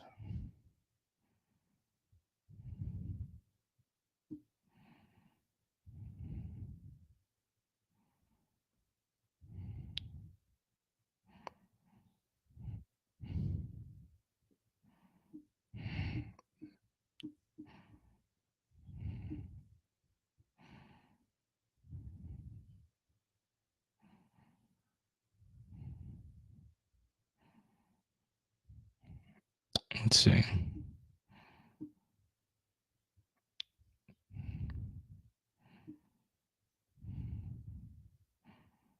Now, let me ask you this. outside of the LSU guys and outside of the elite guys, who is the one guy in the NFL draft that you would bet for certain will be a bona fide stud? Okay, so like I would consider like Brock Bowers an elite guy. So who is a deeper cut guy? Like, is it Dallas Turner? I wouldn't know if he'd be a deeper cut, but is there a player that I should know about?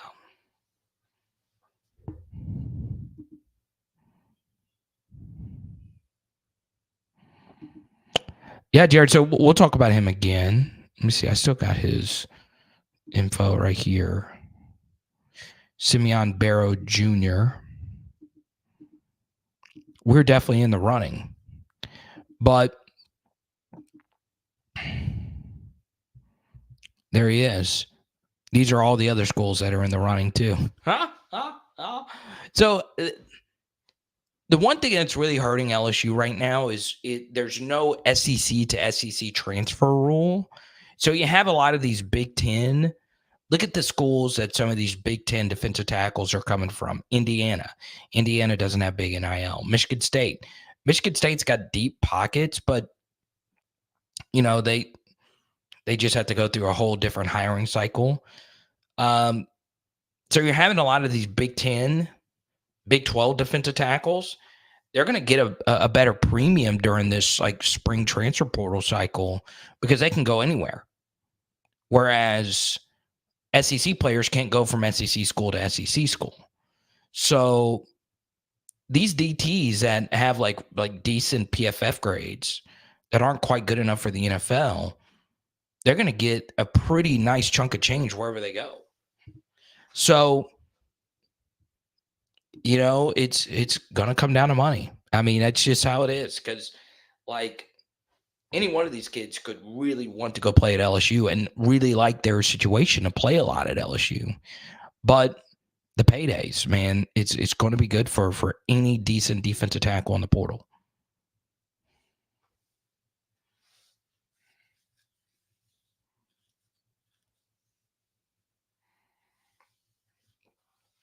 Yeah, Danny, I'm with you. Amarius Mims, I think, is just so good. The dude is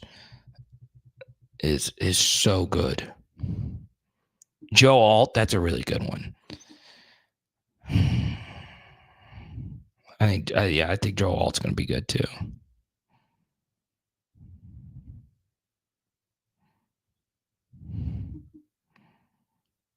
That's insane. 3x the price. That's crazy. Caitlin Clark, Angel Reese effect. It's insane. Like, it's wild. Like, I mean, obviously there's going to be so much like discourse around Angel Reese and Caitlin Clark, and in particular Caitlin Clark and how much, she moves the needle. I thought Dawn Staley, she did an interview and she just said outright, she said, Caitlin Clark is the reason why all this is happening. And look, it's okay if you can acknowledge that and then at the same time say it helps that you have, Aaliyah Boston and all these other stars, Sabrina Ionescu. But, there was like the big shoe controversy. Like Caitlin Clark's already got a shoe and there's other WNBA players who are great. Like Caitlin Clark is not the best player in the WNBA. She's not. It would be hard for her to be the best player in the WNBA. But just because you're not the best or the most accomplished does not mean you are the most popular or you are the one that is the highest transaction. Like, I see this all the time with sports cards transactions. All right. For a long period of time, and a very long period of time. All right. Drew Brees, who is one of the best quarterbacks of all time. Okay. There was a long period in sports cards were Mac Jones, Trey Lance, Zach Wilson. Their autograph cards, where there's way more than Drew Brees autograph cards, their autograph cards were going for 2x, 3x that of Drew Brees. Sometimes it's the hottest, newest thing, right? Caitlin Clark is the hottest, newest thing, all right?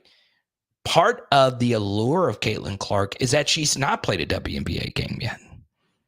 And sometimes it's the potential of what could potentially happen.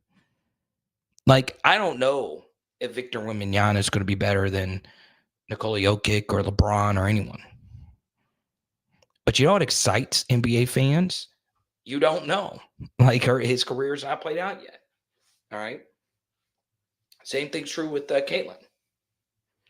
So part of why there's so many people surrounding Caitlin Clark is we don't know what she's going to do in the WNBA. And that excites people even more.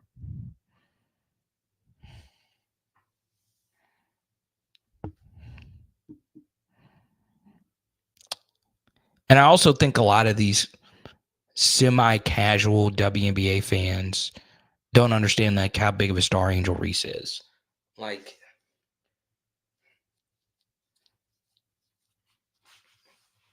it's ridiculous. She's got, I think she's got 1 million more Instagram followers than Caitlin Clark does, or something like that, which is wild.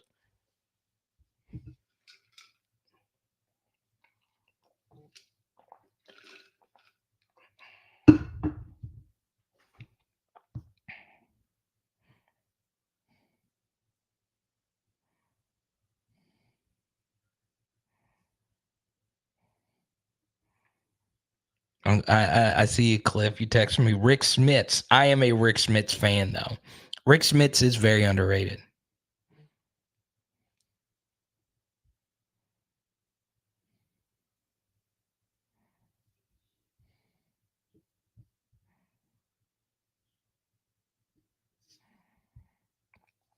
I can get down to a Rick Smits mixtape.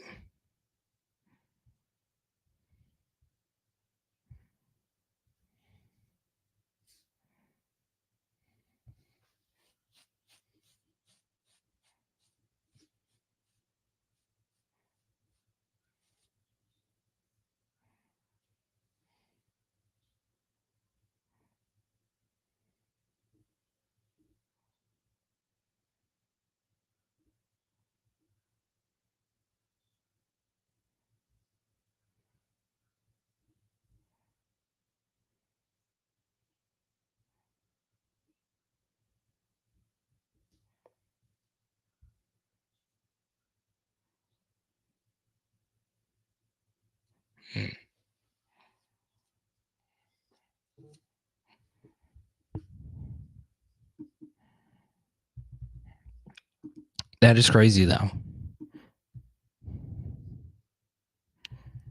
I'm interested to see, though, like how Angel's going to fit with another player that plays just like her.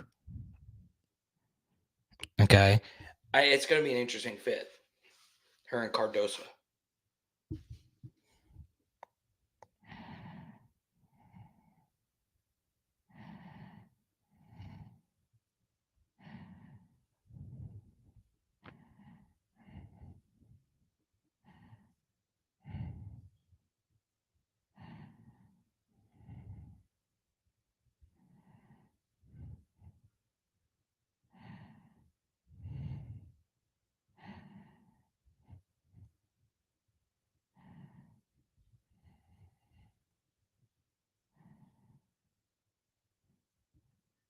Ooh.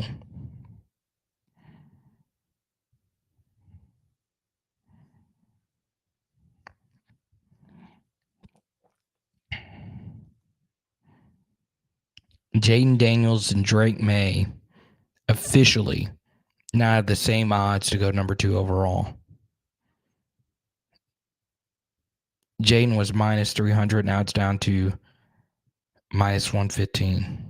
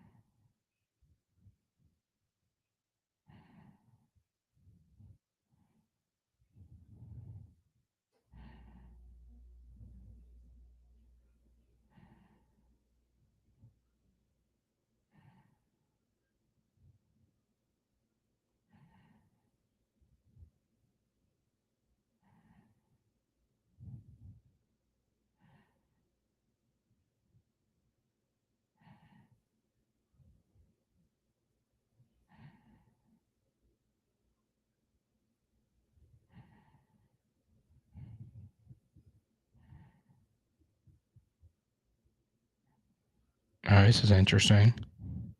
From Michael.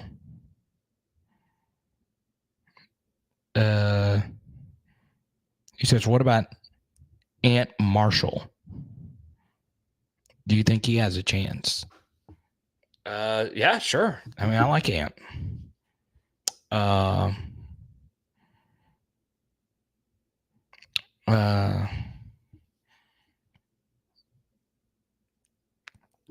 Donald, I don't know. That could change some things. I don't know.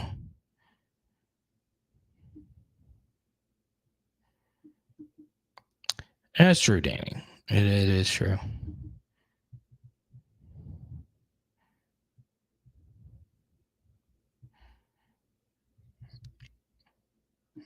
And look, good looks matter for male athletes too. Like it's crazy how many of these. So like with Harry Styles and all these heartthrobs, there's like a gazillion Instagram pages of like teenage girls like fawning over Michael B. Jordan or whoever. There's a gazillion of them for Joe Burrow and Jalen Hurts. Okay, like good looks matter. It matters probably a lot more even outside of entertainment. It's insane. It's even in non-entertainment jobs. Good looks.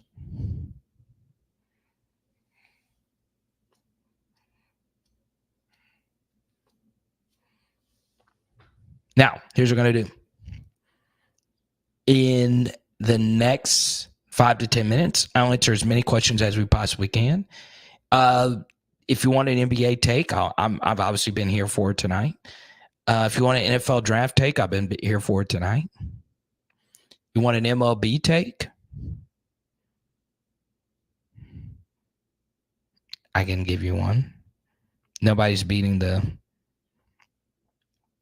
those late 90s Jeter teams. Our best baseball teams of all time.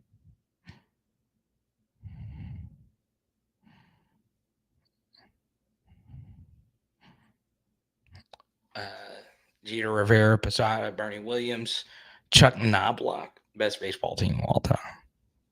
Scott Brocious, Andy Pettit.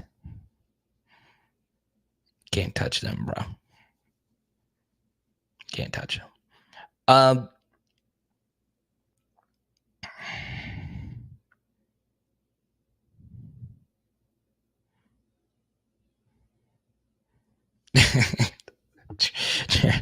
Jared's been on one today. He's one of our super chatters tonight as well. Joe Burrow could have looked like Sloth from the Goonies, and he'd still be beautiful to him.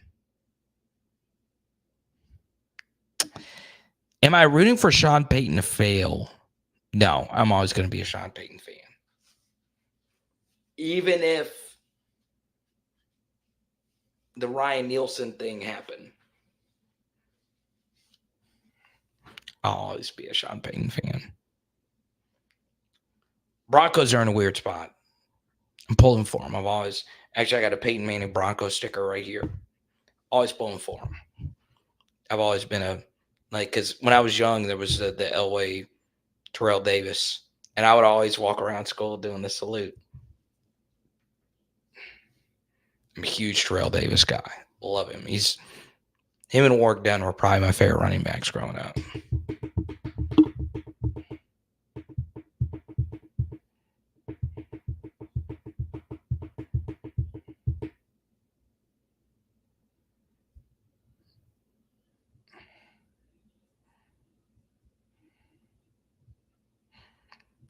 But yeah, no, I want the Broncos to do well.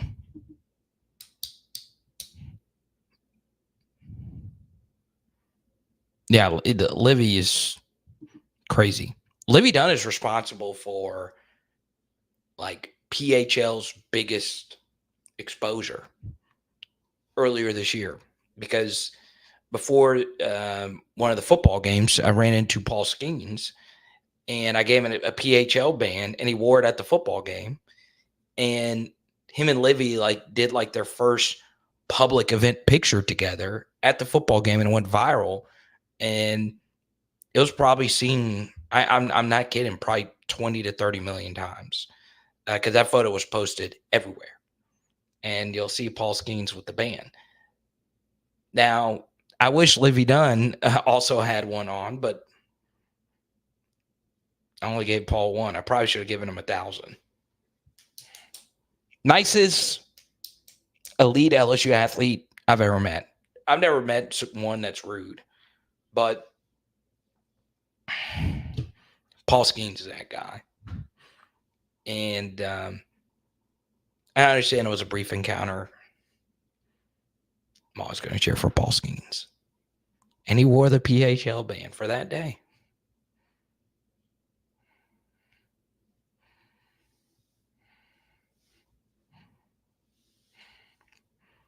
Shout out to Livy, pushing the LSU brand.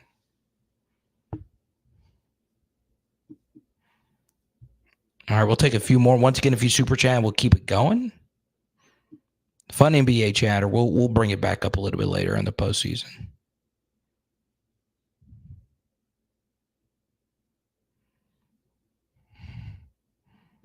Haley Bryan won the all-around. Let's go, HB. Let's go. I'm a Haley Bryan fan.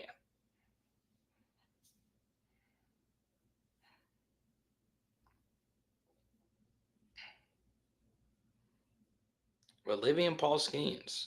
That is a power couple.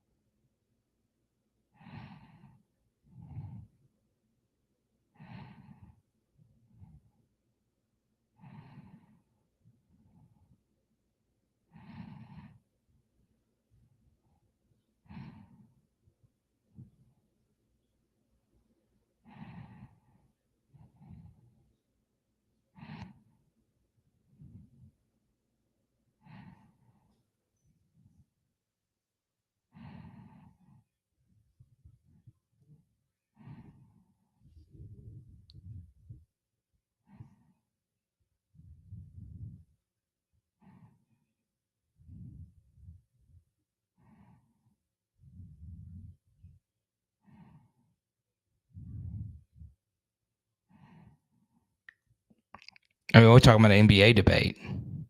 We didn't even touch on this one. So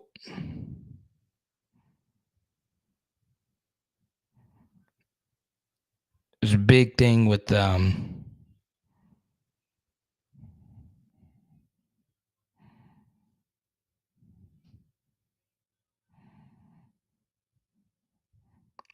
Kyrie Irving wasn't on the Team USA team. Like Drew Holiday made it over Kyrie Irving. I would take Drew Holiday over Kyrie Irving on a team like that. I'll take a defensive stopper because I'm going to have enough scoring with Steph and LeBron and Ant.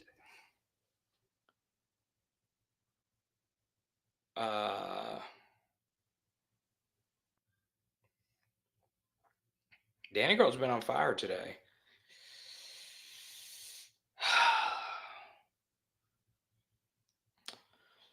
So should Kyrie Irving have made the Team USA team? I don't know. I'll say this. I'm not the biggest Kyrie guy. I'm just not.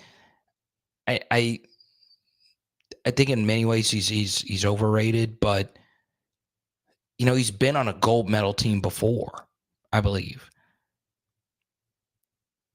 And yeah, I don't know.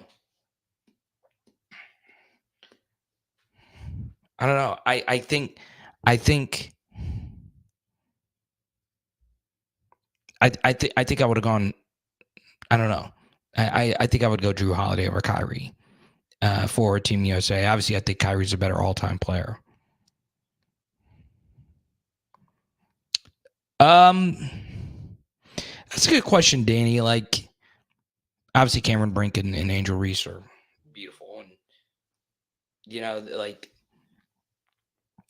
another one of these like IG model type of players, the Cavender twins. Neither one of them are that good. They're both back with Miami. Yeah, you always have the looks versus if you're actually good or not. We had this in women's tennis. I mean, it's been in every sport basically. Yeah, I mean, you're right. That does help, especially for the younger male fans.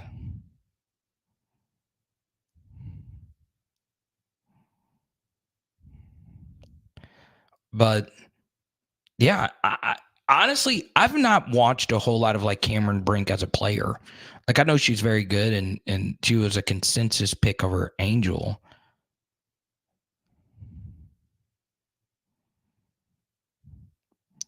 But yeah, I mean, I've been questioning myself how much WNBA will I watch. This is a thing that's kind of perturbed me about like the WNBA discourse. Like, there's a lot of people saying, well, you need to start watching it. Like you've got to start watching it. And the hardest thing about getting people to watch the WNBA isn't necessarily the quality of play or anything like that. It's just there's so much stuff to watch, right? Like you're competing with all these social media channels. The hackiest comedy is watched on all social media platforms now. Like you can be a multimillionaire many times over. Just do hacky jokes on social media and be consistent. Like do one of the filter faces where they, I'm talking about, a high pitched voice and they make your face look weird. Do that, do hacky fart jokes, get 1 million followers, tour, and you're a millionaire.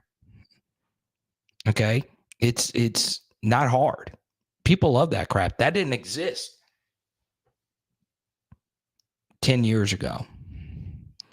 And I think the thing that people underrate about like the WNBA stuff and even the NBA to a certain degree, we've just always watched the NBA.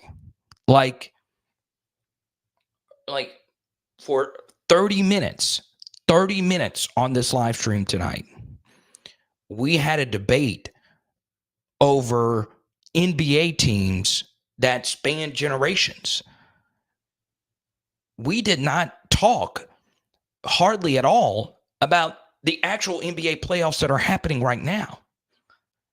And that's part of why the NBA is so popular, because you have the individual players, you have the legacies, you have all of that. It's been around for forever. And the WNBA has not been around for forever. It's been around for 2 decades. But it's really hard to build a fan base. It really is. And I think if you were to ask most people who watched women's basketball prior to the Caitlin Clark effect, most people would tell you that they were tuning in because their teams were in it. And I think one thing that people are underrating about the WNBA stuff is Caitlin Clark does not play for Iowa anymore. All right. Angel Reese does not play for LSU anymore. They won't have a problem because they have such huge fan bases. They'll follow them to the WNBA. But it's everybody else. Like, how big of a fan base does everyone else in the league have outside of the school that they played for? And the answer is probably not as many as you would think. And I want the WNBA to succeed. It's just like, I truly do believe the teams that they played for matter a little bit more than people think.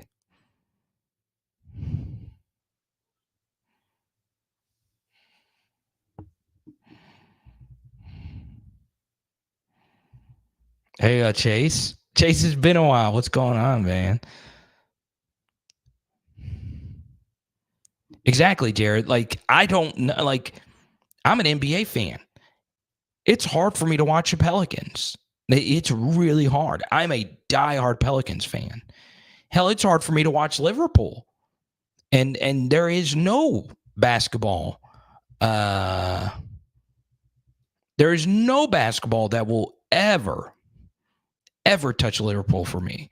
I can barely watch them.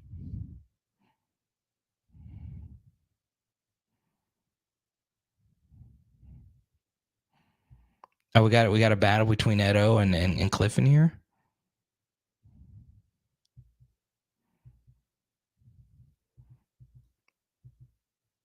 Oh, y'all are playing 1-on-1, or y'all swinging?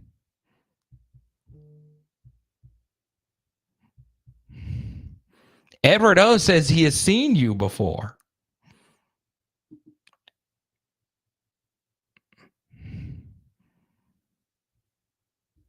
Yeah, Edward O, you've been rocking with me for a while, but Cliff is not only really financially, I wouldn't have a channel if it wasn't for Cliff. He's also my family. We're related. So I'm biased. I think Cliff's got you, but you know a lot about football too, Everdo. So here we go, Chase. Hey, we're with you during your father's cancer battle. What I'll tell you, Chase, and this not to lower the mood. It's been a fun live stream tonight. We have had a lot of PHLers battle cancer. You know, one transition. It's a fight. I'll be praying for you really hard. You've been rock with me. You were one of the first ones I remember that got booger bands, I believe. I'll be rocking with you, man. I'm going to pray for you, and then you're going to be in my thoughts, man. Reggie, who's a supporter of the channel, he's also fighting cancer. We're here for you, man. We're here for you. Okay. I'm very close to my father. Health is wealth, man, and then you're going to be in my thoughts, man. Everyone, keep chasing your thoughts. Chase also works out, so you're inspiring me to work out as well, man.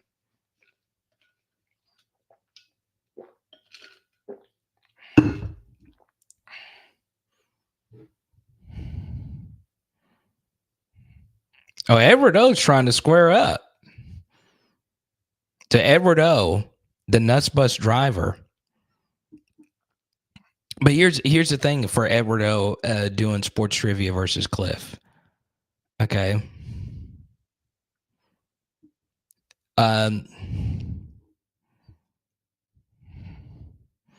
Edward O is anonymous, so he'd have to show his face. I know for sure Cliff isn't scared. He was on the post-game show this weekend. Oh, he snuck in. You thought you were trying to sneak in without me saying it. The Master Blaster. Yes. Okay. So that's right, Chase. So if your dad needs another PHL band, I'll send one free of charge. You just let me know, because sometimes they do break. But yeah, you bought it for your. That's cool, man. It makes me feel good. It's cool. Edward O threatened you once, Cortland? Come on now. All right, here's what we'll do.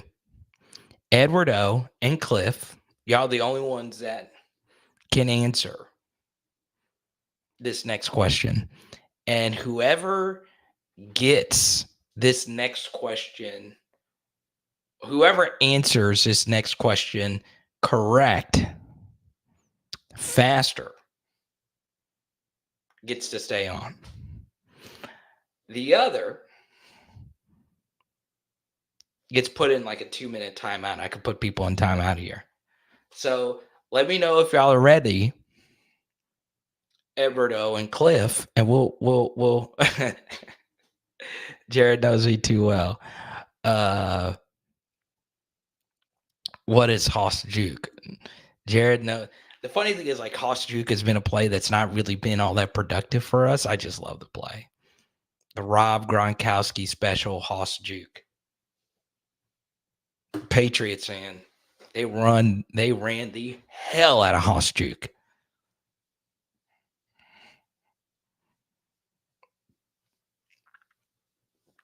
So Cliff and Edwardo, let me know. Whoever gets this question correct will remain on the stream. So let me know when y'all are both ready, and y'all get to type out this response, and we'll see.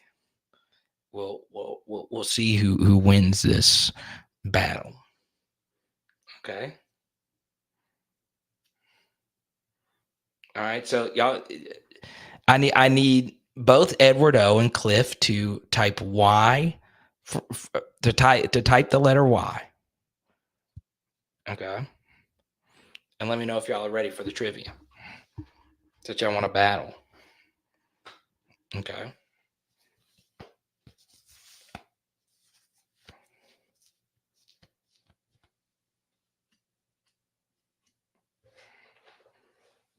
Cliff, let me know when you're ready. You got to type the letter Y, and I will say the question, and whoever answers it first will win. Okay. Jared, that's funny. All right, here we go. Jared, go get your beer. We'll get to Jay Madison's question here in just a second. All right.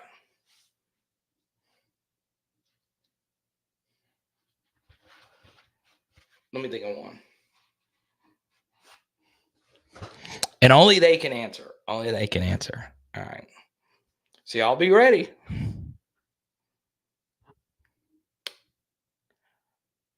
Where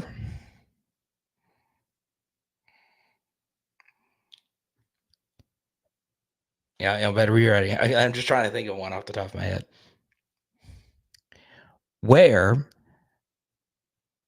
did Warwick Dunn play high school football? Where did Warwick Dunn play high school football? First to answer it. Let's see who wins. Y'all probably both know this one. Oh, it was simultaneous. It was simultaneous. Oh, man. Oh, God. But here's the thing. Cliff spelled it right. You gotta spell it right. So on my end, okay. On my end, it says Cliff won it. Okay.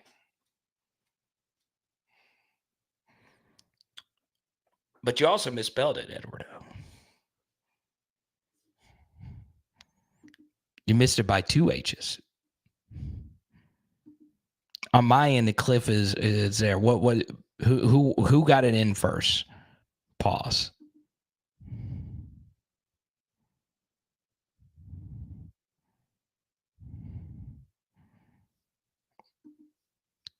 Who? On my end, it shows Cliff, but it both honestly came in at like the same time. So it just depends. Sometimes it's like that.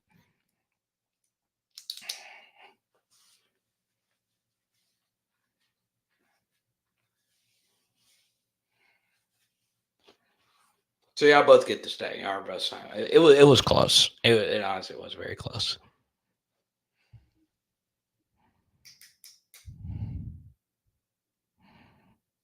Are we doing a Angel versus Caitlin debate? Yeah, I mean, look.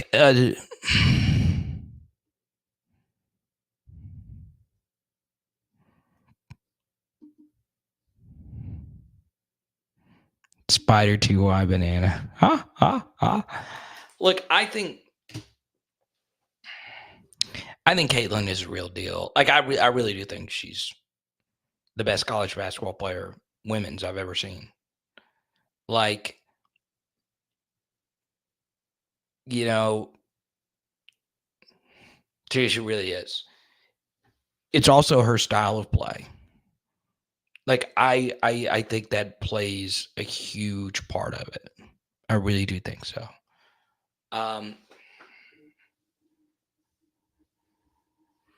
But Angel's always going to be, like, Simone Augustus will always be my favorite LSU player. Angel and Flage are 2 and 3. Actually, Michaela, but that's not here nor there. Shout out to Preston Guy, my friend. He had a free signing tonight with Anissa Morrow, Del Rosario, and a few other stars.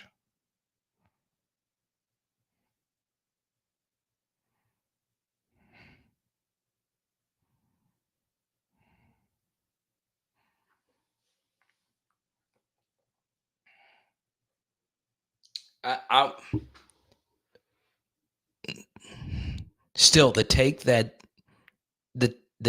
I've had in the past year, and Danny, you're big on Twitter. I know you saw this.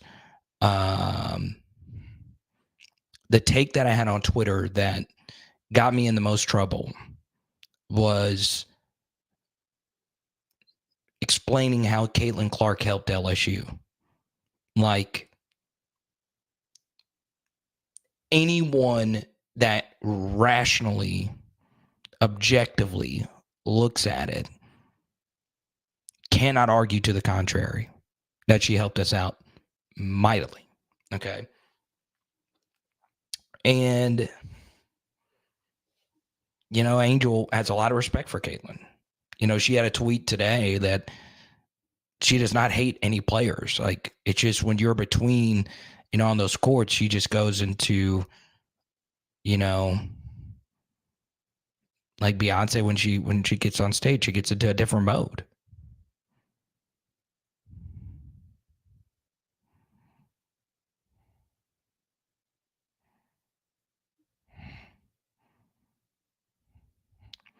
But that got me in the most trouble. And I was just like, how can you not see that that Caitlin helped us? Like, yeah, LSU brought a lot of eyeballs, Kim Mulkey and Angel Reese and Flage, but Caitlin brought a lot of eyeballs to our program.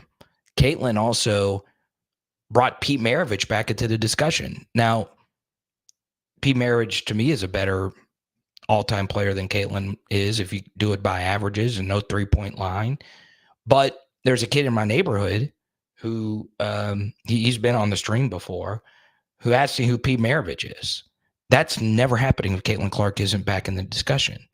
You know, it's so hard to remain relevant. And, you know, most people know Shaq went to LSU, but there's still a good bit of the younger generation that doesn't know who Pete Maravich is. And then, you know, you had the Caitlin Clark knocked out South Carolina. Like, South Carolina is just not a good matchup for us. It's just not. I think we will beat them eventually, but that South Carolina team last year was better than the South Carolina team that ran the table this year. Way better. And they had 5 first-round picks. So, like, yeah, Caitlin knocked us out this year. But if we're being honest about our team this year, were we really a Final Four caliber team this year? Probably not, with the injuries and whatnot. Okay. So, but then again, you know, you can't have a nuanced take like that on Twitter because people will go crazy over it.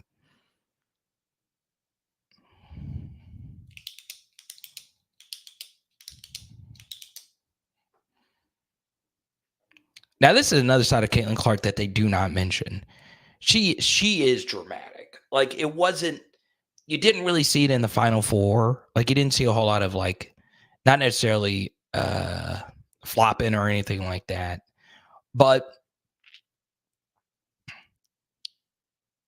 like there are some like incidents, like the incident where her dad said, "Hey, quit flopping" or whatever, and then the court rushing situation still bizarre to me.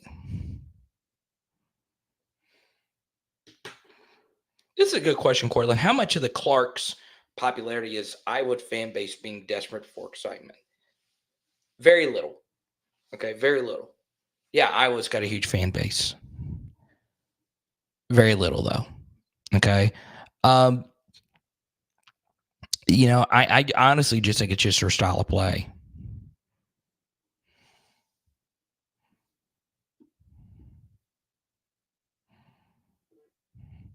What round will Mason Smith be drafted in? I say late second. I think third round. I spoke to an NFL coach today who told me he likes Mason a lot.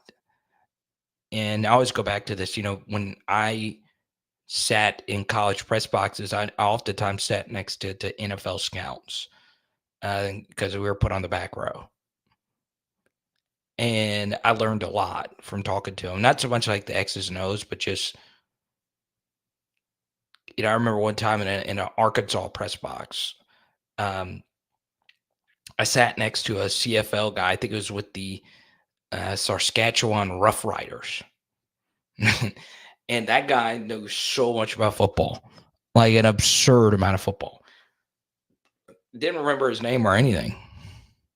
But one of those contacts I spoke to, he loves Mason Smith. I think Mason as a run stuffer still is probably like a year or two away. Obviously, he's got the body for it, but I do think he's a little bit more of a finesse pass rusher that'll need to develop more run stuffing chops and then also be healthy. But I think Mason's going to be a steal if he's able to get it together, get put in a good scheme, get some good coaching. I think Mason's going to be a really good player in the NFL.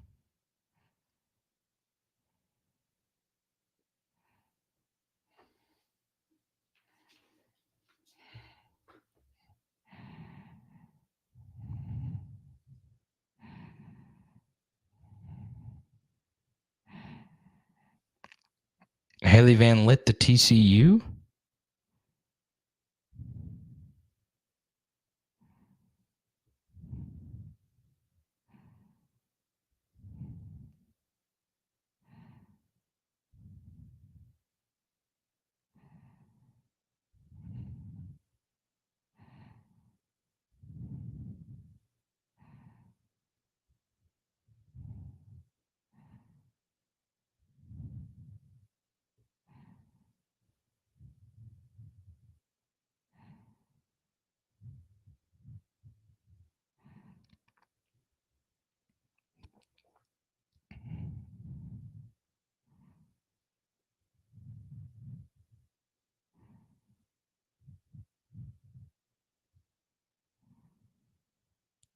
The NFL draft is going to be so good next week.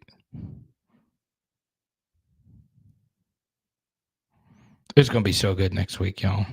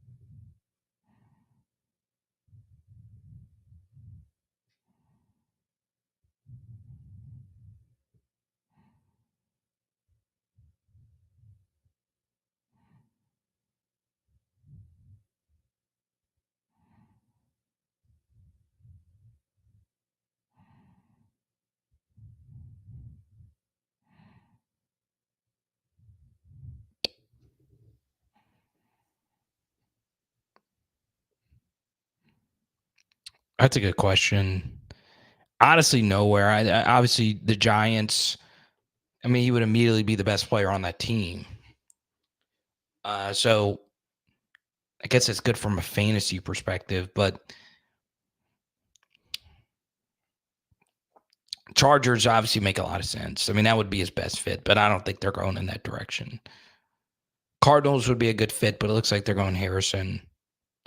So then it gets weird after that. It gets very weird. I don't like him sliding down to Chicago with a rookie quarterback, DJ Moore, and Keenan Allen, who I think can still play. Cole Kmet's decent. I think Malik is a better player than all of them. I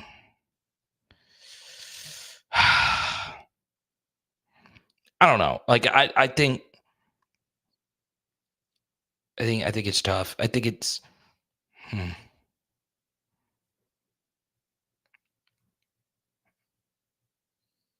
he's obviously not going to get to 10 to the Jets, but I could see it. I mean, like Rome Odunze has shot up boards. Like he is ridiculous. I do think he's good. So I could see an NFL team saying, "Hey, I want to take Rome over Malik." I could see it.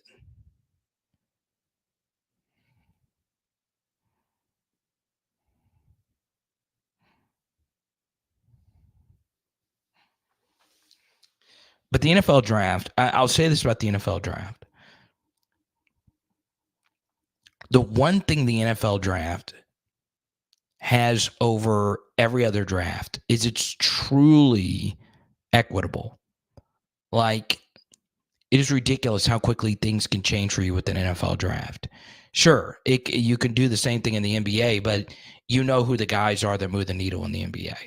Sure, there's a Giannis. Sure, there's a Jokic. But normally it's the top 5 picks, right? So, you know, like for instance, like you don't know which one of these quarterbacks are going to like really change your life. Like no one thought Josh Allen would do what he did. No one thought Lamar would do what he did. And sure, a lot of top 5 quarterbacks are that guy, but I'm telling you right now, when it's all said and done, the most influential NFL draft pick of all time very well could be CJ Stroud for a lot of reasons. CJ Stroud ended the cognitive test. Like the Wonderlic was already gone, but the S2 was basically abolished because CJ Stroud didn't have a good S2. And he was one of the best quarterbacks in the NFL this year. Then with CJ Stroud being the number 2 overall pick, remember the Texans were tanking and they won the final game of the season on a Hail Mary. And they were supposed to have the number 1 pick. So if they would have had the number 1 pick, they would have picked Bryce Young. The Carolina trade would have never happened. And they would have been stuck with Bryce Young instead of CJ Stroud. So the next thing is like the CJ Stroud thing kind of deterred some tanking, right? It doesn't always work out for you to tank and get the number 1 overall pick. And then the next thing was CJ Stroud was not loved by a lot of NFL scouts, including myself, and I'm not a scout. I didn't have a great grade on CJ Stroud coming out. I didn't think he would do what he did. I thought he could be good. I thought he would be like a Jay Cutler, like Kirk Cousins kind of guy, but he is for real. Like he is so freaking good.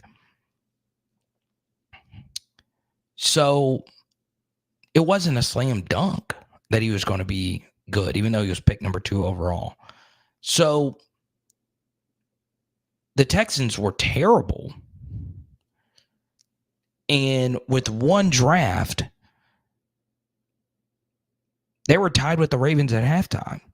And they're 3rd in Super Bowl odds going in the next year. That does not happen in the NBA. It just does not happen. NBA is a far more gradual process. You got to have trades. You got to have a lot of things go your way. One NFL draft can change things. One NFL draft in a year can change things. That's and no one has moved the needle for a team in 1 year like Stroud did this year.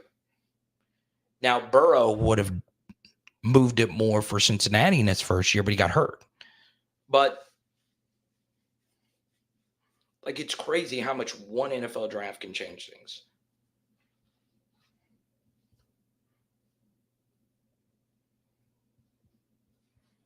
Texans drafted 3 Pro Bowlers in one draft: Will Anderson, CJ, and Tank Dell.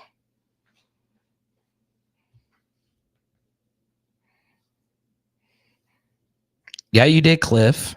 And I remember Danny too. Y'all were both not big Bryce guys. I was, or gals. I and Danny knows this. Like, I was a huge Bryce guy. Huge Bryce Young guy. And he stinks. I mean, I was just wrong. You know, I'm never afraid to mention when I was wrong. Just totally wrong on that. He stinks. Now, his situation is god awful. God awful.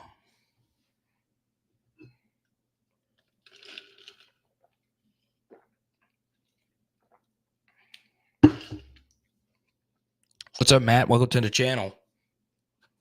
You're right.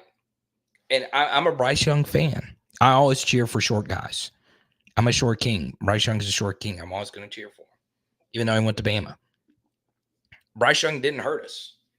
We went 1-1 against him and probably should have gone 2-0 with him as a starter. So, yeah, he had the worst situation in the NFL. Washed up head coach, first time OC after the head coach got fired. Bad offensive line, not great weapons. Washed up Miles Sanders. Just bad.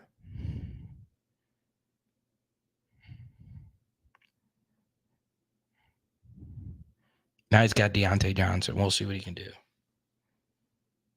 Okay.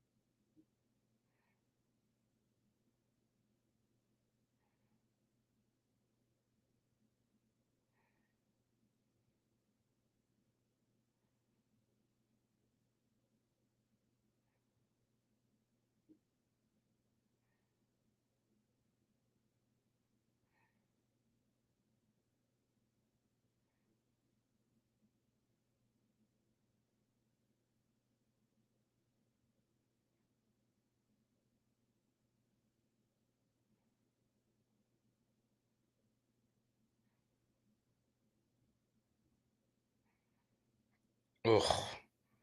Liverpool's been hurting me, y'all.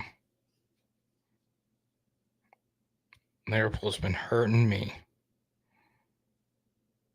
I know y'all don't give a daggum, but Liverpool.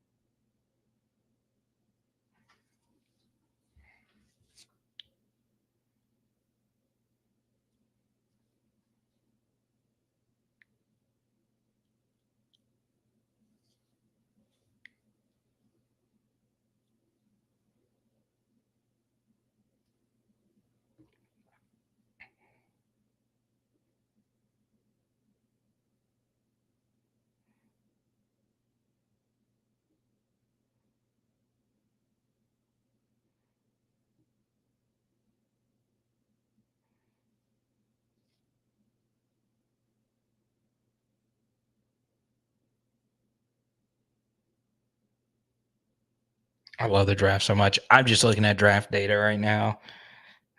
NFL draft, my favorite event in sports. It really is like my favorite non-actual sporting event. It is truly a special thing, and it's just awesome. Like, I also think it's really cool from like an LSU perspective because most of our elite players are not transfers. Like, these are guys that played for LSU for a long time. Now, of course, like our quarterbacks were transfers, but they started 2 years. It wasn't like 1 year rentals. Um, but like next year, our elite guys are going to be 3 year guys, right? Emory Jones, Harold Perkins, and Will Campbell will be like our first round tier guys, and Kyron potentially, and it's not really like that, like at some other schools. So that's awesome. I love that. You don't get that in the NBA, and I don't know how the NBA fixes that. Like the other day, I got a text from one of my NBA friends, and he's just a super fan, not a source or anything like that. He said, "Hey, have you ever heard of Dink Pate?" And I was like, "No, Dink Pate. It sounds like a billiards player. Like it doesn't sound like an NBA prospect, but Dink Pate.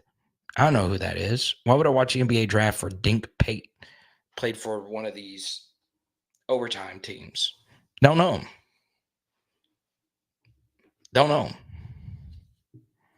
Like even Carmelo's year at Syracuse, I knew Carmelo Anthony in Syracuse. Like Anthony Davis, one and done in Kentucky. Like when I think Anthony Davis, I think about that Kentucky year and how much I hate him now. But it's crazy.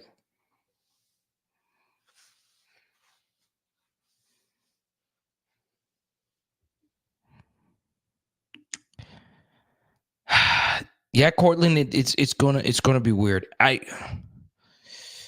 will both of them have first round grades. I don't know. Like one thing that wouldn't shock me, and I'm not just saying this because like their high school grades for me were like I had Emory Jones ahead of Will Campbell. It would not shock me if Emory Jones went ahead of Will Campbell, even though Will's had the better college career up to this point. Um, but will both of them be first round prospects? I don't know. I would like to think that they would be. I would take both of them in the first round.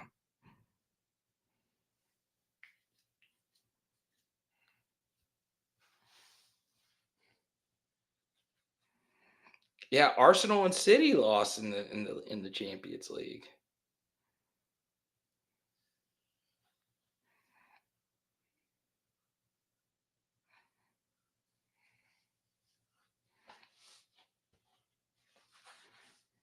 So I guess Danny and I are the only ones on the Amarius Mims train.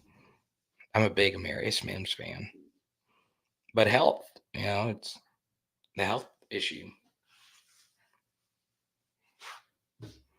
Georgia had a ton of injuries this year.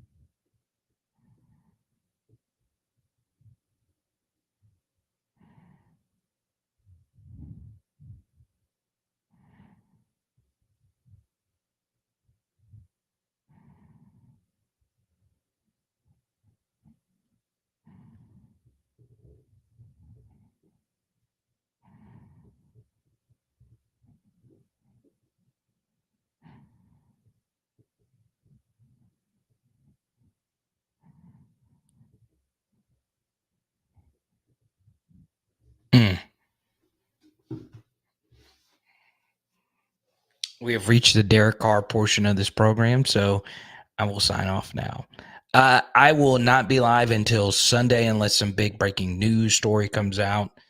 I will not be able to watch the gymnastics final on Saturday. So for my PHLers in the Discord, Danny Girl, everyone, I'm going to need you guys to keep me updated because I will not be able to watch. Shout out to Haley Bryant, the GOAT.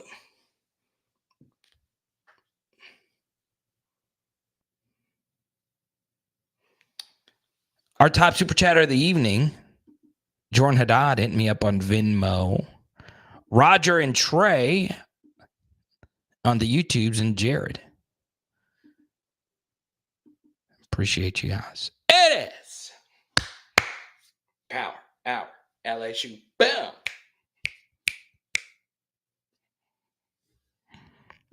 And tonight we are doing